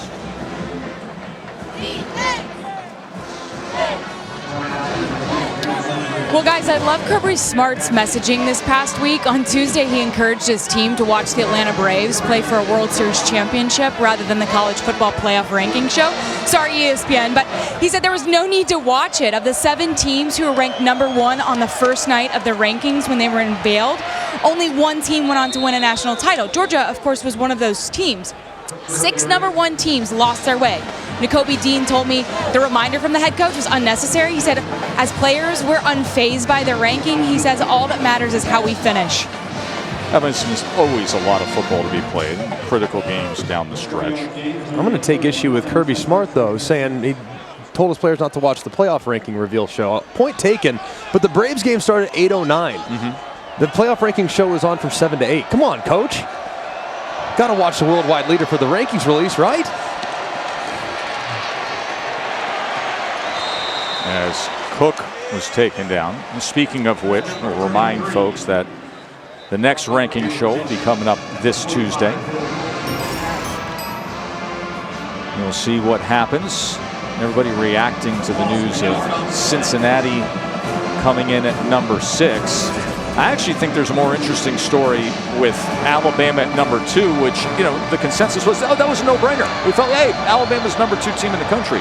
Well, then be very, very careful of cementing that opinion and going counter to it when we could have a certain scenario in the SEC championship game, 3rd and 7. As Cook is going to tuck and run, spin, and drive the legs and come close to that mark to make. Because, Greg, I would tell you, if you say Alabama was the no-brainer #2, and then they play a highly competitive game against this Georgia squad, 1-possession game, maybe Georgia comes on late, whatever, 1-possession game, 1-score game, wouldn't that further cement the idea that Alabama is indeed the #2 team in the country? I can't get comfortable with that. Why? Because your best moment can't come in a losing effort. Like that to me, I don't. So it's more impressive for Ohio State to beat a middling Minnesota team in a Big Ten championship than it would be for Alabama to play down to the wire against Georgia? Well, I think obviously playing Alabama against Georgia, playing Georgia close is a better accomplishment, but I can't sit there and if that's the notable moment of your season, the most notable moment of your season, I can't sit there and say, well, that's why you need to be in the college football playoff. I want to reward victories, and if you're moral victories, I cannot equate that to being deserving of a playoff spot. I want best. I want with that. Best teams, and if you're telling me Georgia's far and away the #1 team in the country, and there's a team that plays them punch for punch right down to the wire, then you're telling me that team is in that class. 2nd and 7, and taken down is Cook as he is sacked again. And this time it is Dumas Johnson with the tackle of Cook. And a great job there on the trigger there by Johnson. You see him at the second level. He's just going to fire through. As soon as Cook starts to move, he goes. Little green dog pressure there from the Georgia Bulldogs. Don't get me wrong, I think Alabama is the second best team in college football. You won't find any pushback, and if they lose to Georgia, they might still be the second best team in my opinion, but it doesn't mean they're deserving of a playoff spot. But this is something. So there's a great difference between deserving and best. I don't disagree with that. The catch over the middle is made by Swinson. You see, I think we fall back, and I think this is what can happen. Just falling back to that AP poll mentality is what I'd like to avoid. Where, if you lose, you get knocked down. Well, it's how you lose, who you lose against. How good of a team are you really? Remember, Mevis had the miss earlier, had the long streak, and then missed from 48. So he had made 20 straight field goals, and let's see if he can start a new streak. This from 42. He's got great elevation. Ball just pops off his foot as he puts it through. And Missouri has 6 points against the top-ranked defense in the land. The AT&T Countdown to the College Football Playoff National Championship. Monday, January 10th on ESPN. Run it. Reminder, LSU is taking on Alabama in Tuscaloosa tonight. #2 team in the country in action, 7 o'clock Eastern on ESPN. Of course, No Georgia student shall walk under that arch until they have their diploma in hand. Beautiful campus here in Athens. Keding kicks away, and that gives us the chance to take a short break. We'll come back in just a moment.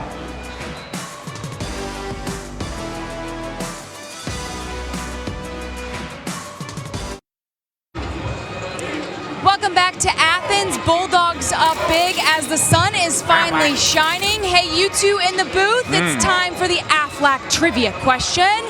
How many coaches on the 2015 Alabama National Championship staff are now head coaches of teams in the CFP Top 25? Well, that's interesting. Obviously, we got one right in front of us. Okay, there's one. There's one for sure. Mel Tucker. Oh, Mel Tucker. What a season he's having. At Michigan State. He was on that staff. Mario Cristobal at Oregon was on that staff. He was the offensive line coach. I feel like there's a trick play, though. Lane Kiffin. Ole Miss is in the top 25, so that's another one. You're at 4. There's a trick in there. I know there's one. There's got to be one that you're throwing a curveball at me. Well, I certainly am, considering where you went to college. Oh, wow. Shots fired. I believe Nick Saban was on that staff. Edwards, good solid run again. All right, what do you got, Katie? Ding, ding, ding. You guys got it right. 5 coaches were on that staff. I can confirm Nick Saban as well was the leader at the helm. That is amazing. That is the AFLAC trivia question. Of course, Jimbo Fisher breaking through this year in that typical little trivial nugget that everybody relates to when it comes to Saban assistants of going head-to-head against Nick. JT Daniels, that ball is batted. You don't say. There was a trivia nugget about former assistants. You think? Like every time for 24 straight matchups? Did you know that no Saban assistant has ever beaten Nick Saban? I feel like I heard that 1 billion times. As you can see, the 5 right now in the top 25. But just pause and understand what Mel Tucker has accomplished this year. Because, Kirby was coming in with this roster. Lane, you knew the offense was going to be awesome. Oregon was expected to win the Pac-12. But Michigan State was a reclamation project. Michigan State was redoing their roster. Edwards, another good, strong run. With 42 new players on that roster. Yeah, it's unbelievable. You look at that Michigan State team. Kenneth Walker might very well be the front runner for the Heisman Trophy. Him or Bryce Young, however you see it. Jordan Davis, doesn't matter. They're all in the mix at this point. But to be able to go from a roster that lacked juice and speed and athleticism to now overnight being able to overcome all of that is just remarkable. Michigan State, they'll have their hands full today, and I actually think they're going to lose to Purdue today. But you think they lose at Purdue today? I think it's hangover city. And Purdue is a dangerous team. Coming off the comeback against Michigan, you do not like Sparty today. Here's Ladd McConkey, a lot to like with Ladd. He had a touchdown earlier. He's a kid from North Georgia who's just a good route runner and one of the 5 fastest guys on the team. You talk to everybody here at Georgia, they said McConkey's top 5 in terms of pure speed. Yeah, he can fly. And if you see him in isolations on the outside, it's go time.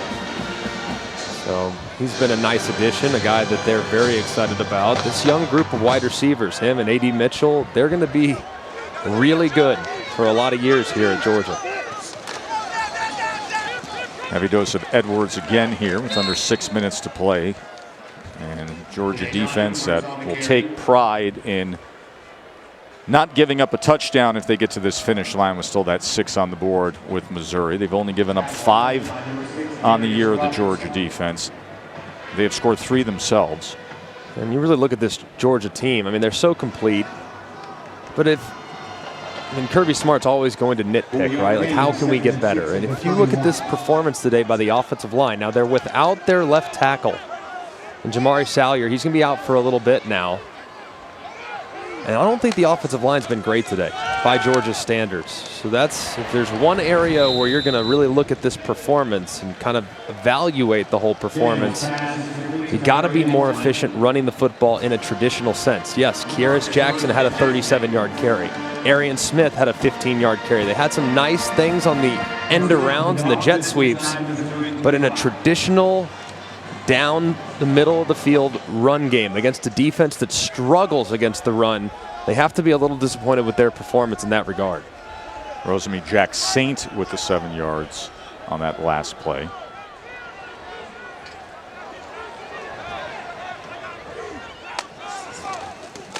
Savon Clark with the run straight up the middle. Hardest working player is brought to you by Duluth Trading Company. And we got to give it to the guy that almost got in the end zone 3 times. Hit and tackled on the 1 right there. Here's Burton again as he catches it. Dropped at the 1, but he finally pays it off. First drive of the second half, they feed him on the bubble, and Jermaine Burton finds pay dirt. He's been excellent. One of the veteran guys in that room, and has done a fantastic job making plays on the football today.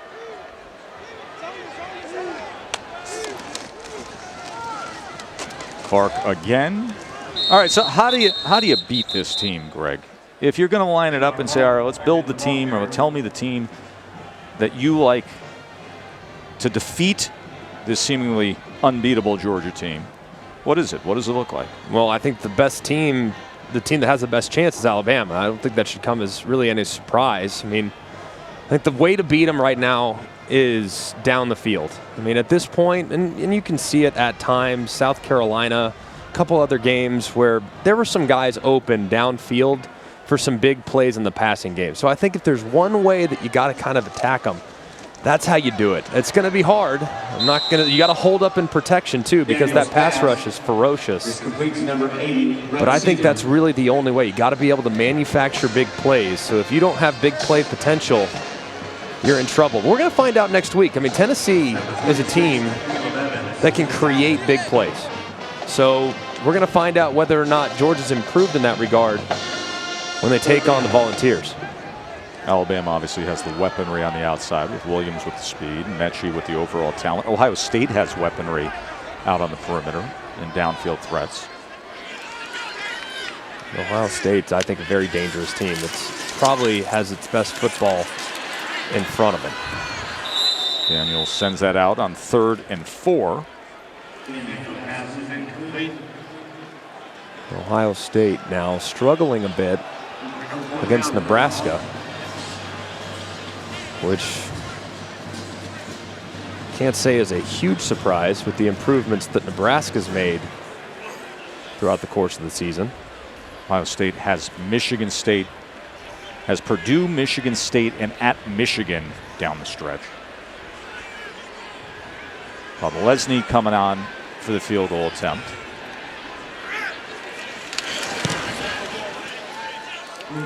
"25-yarder is through. 43-6 Georgia with just 2.5 to play.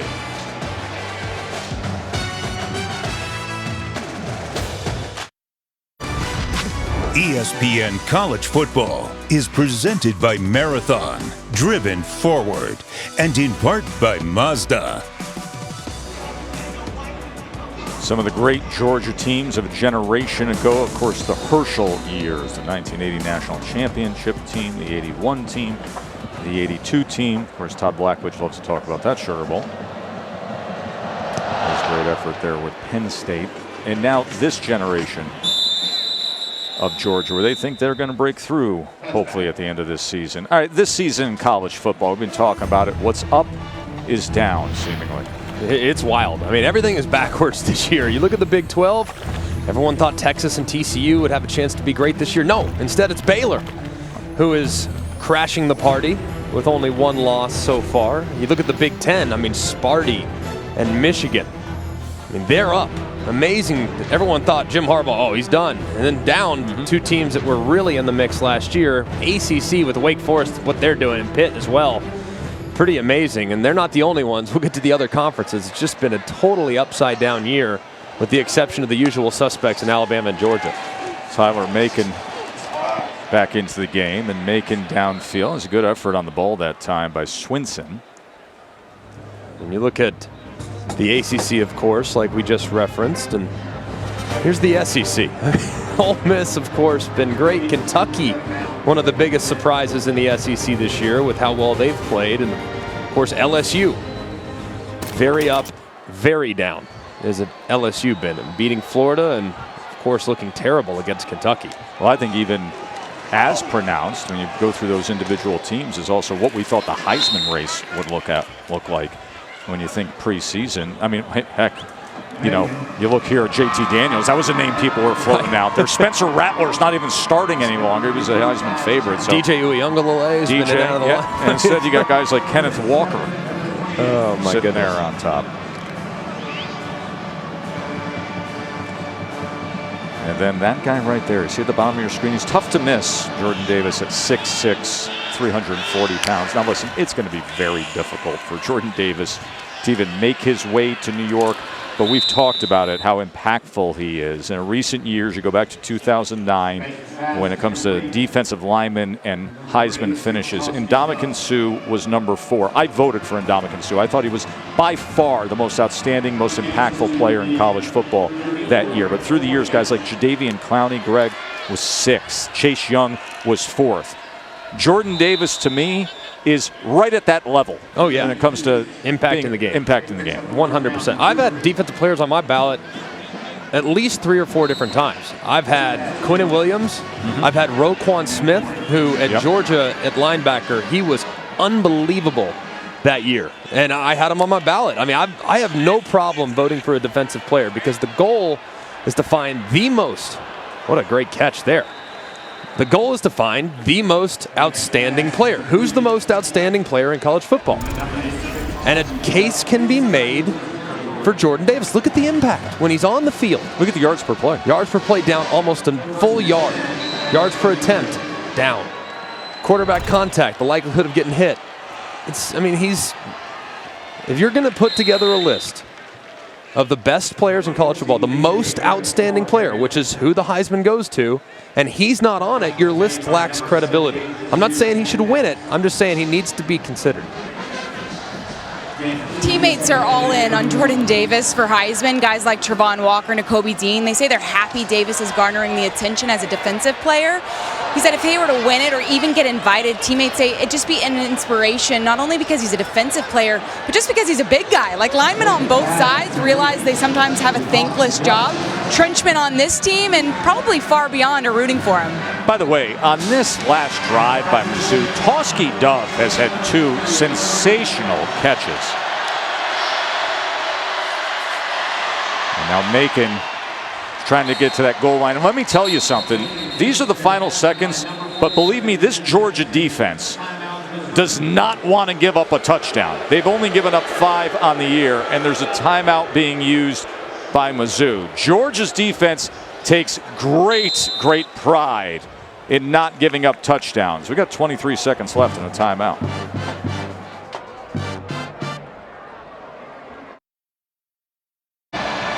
Well, Missouri's in position to possibly score a touchdown against Georgia's defense because of Tosky Dove. Dove's got a 27-yarder, a 31-yarder on this last drive. I mean, back-to-back, man. Beautiful catches. High-pointing the football. I mean, it's amazing. And this is significant. You score a touchdown against Georgia, keep the football. Doesn't happen often. They've only given up 5 touchdowns on the year. Harris, stonewalled and driven back.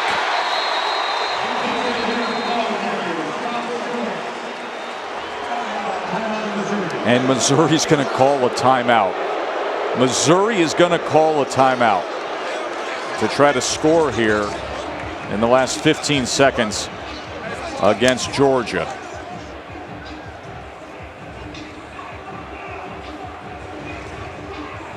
College football today on the SEC Network at 4. We've got number 17 Mississippi State. They've been playing really well lately against Arkansas. And then 7:30 tonight. What will Florida look like after last week's game against Georgia? They take on South Carolina in our SEC Saturday night matchup. Trevon Walker, the rest of those starters encouraging this group of defenders out there to stay tough down on the goal line.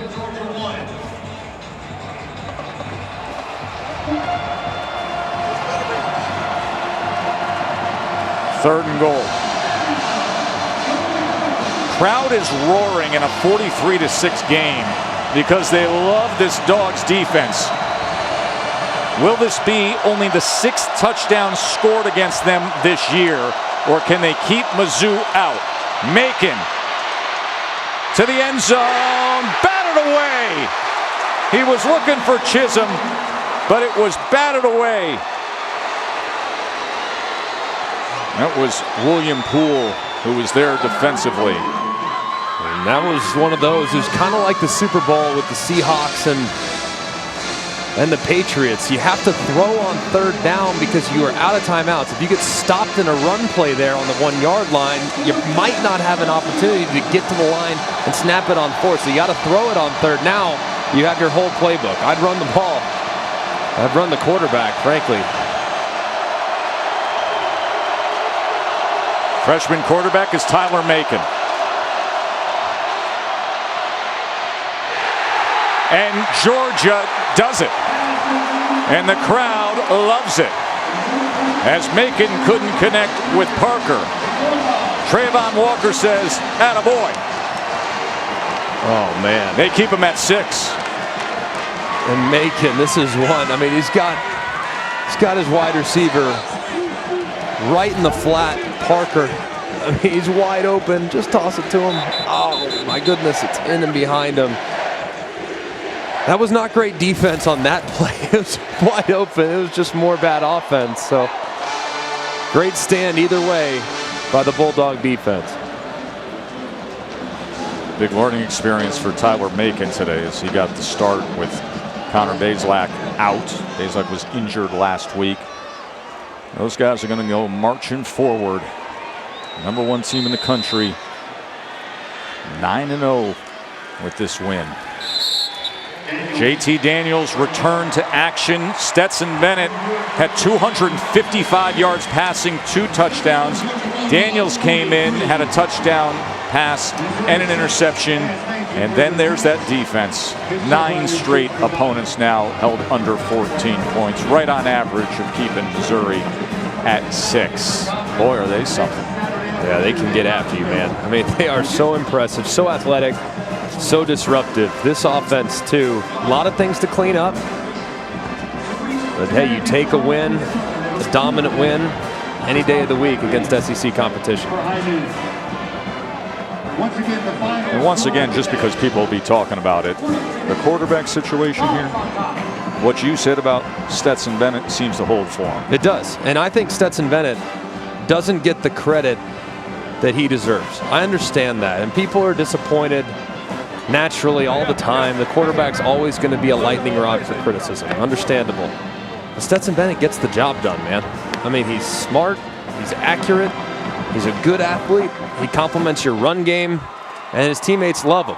So I think he's your guy at this point. Clearly seeing today JT Daniels, great to see him out there, but not the JT Daniels that he was at this point last year. A little rusty, things to clean up. What do you say, Katie? Thank you, Tess. Coach Smart, the win was obviously in hand, but what did that stop on that final drive mean for your defense? We met our points goal another week, which is important to them. I thought the offense group did a great job the second half, come out scoring the first drive. We didn't have to play as many defensive snaps, but I was really pleased with the way our guys finished. We got to see both quarterbacks today. What impressed you most about the way the offense was ran? I thought our guys were explosive. You know, we struggled a little more in the run game, and people continue to do that and take away the run game. We got to be able to be explosive and throw shots, and they did that. You continue to write the book. What did today's chapter tell you about your team? A lot of energy, a lot of enthusiasm. You know, we got one more home game, and next chapter should be better. Congratulations. Thank you.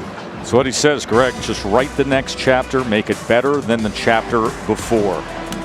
Beat goes on for Georgia. There's something, man. I'm telling you, they can get this run game going a little more consistent.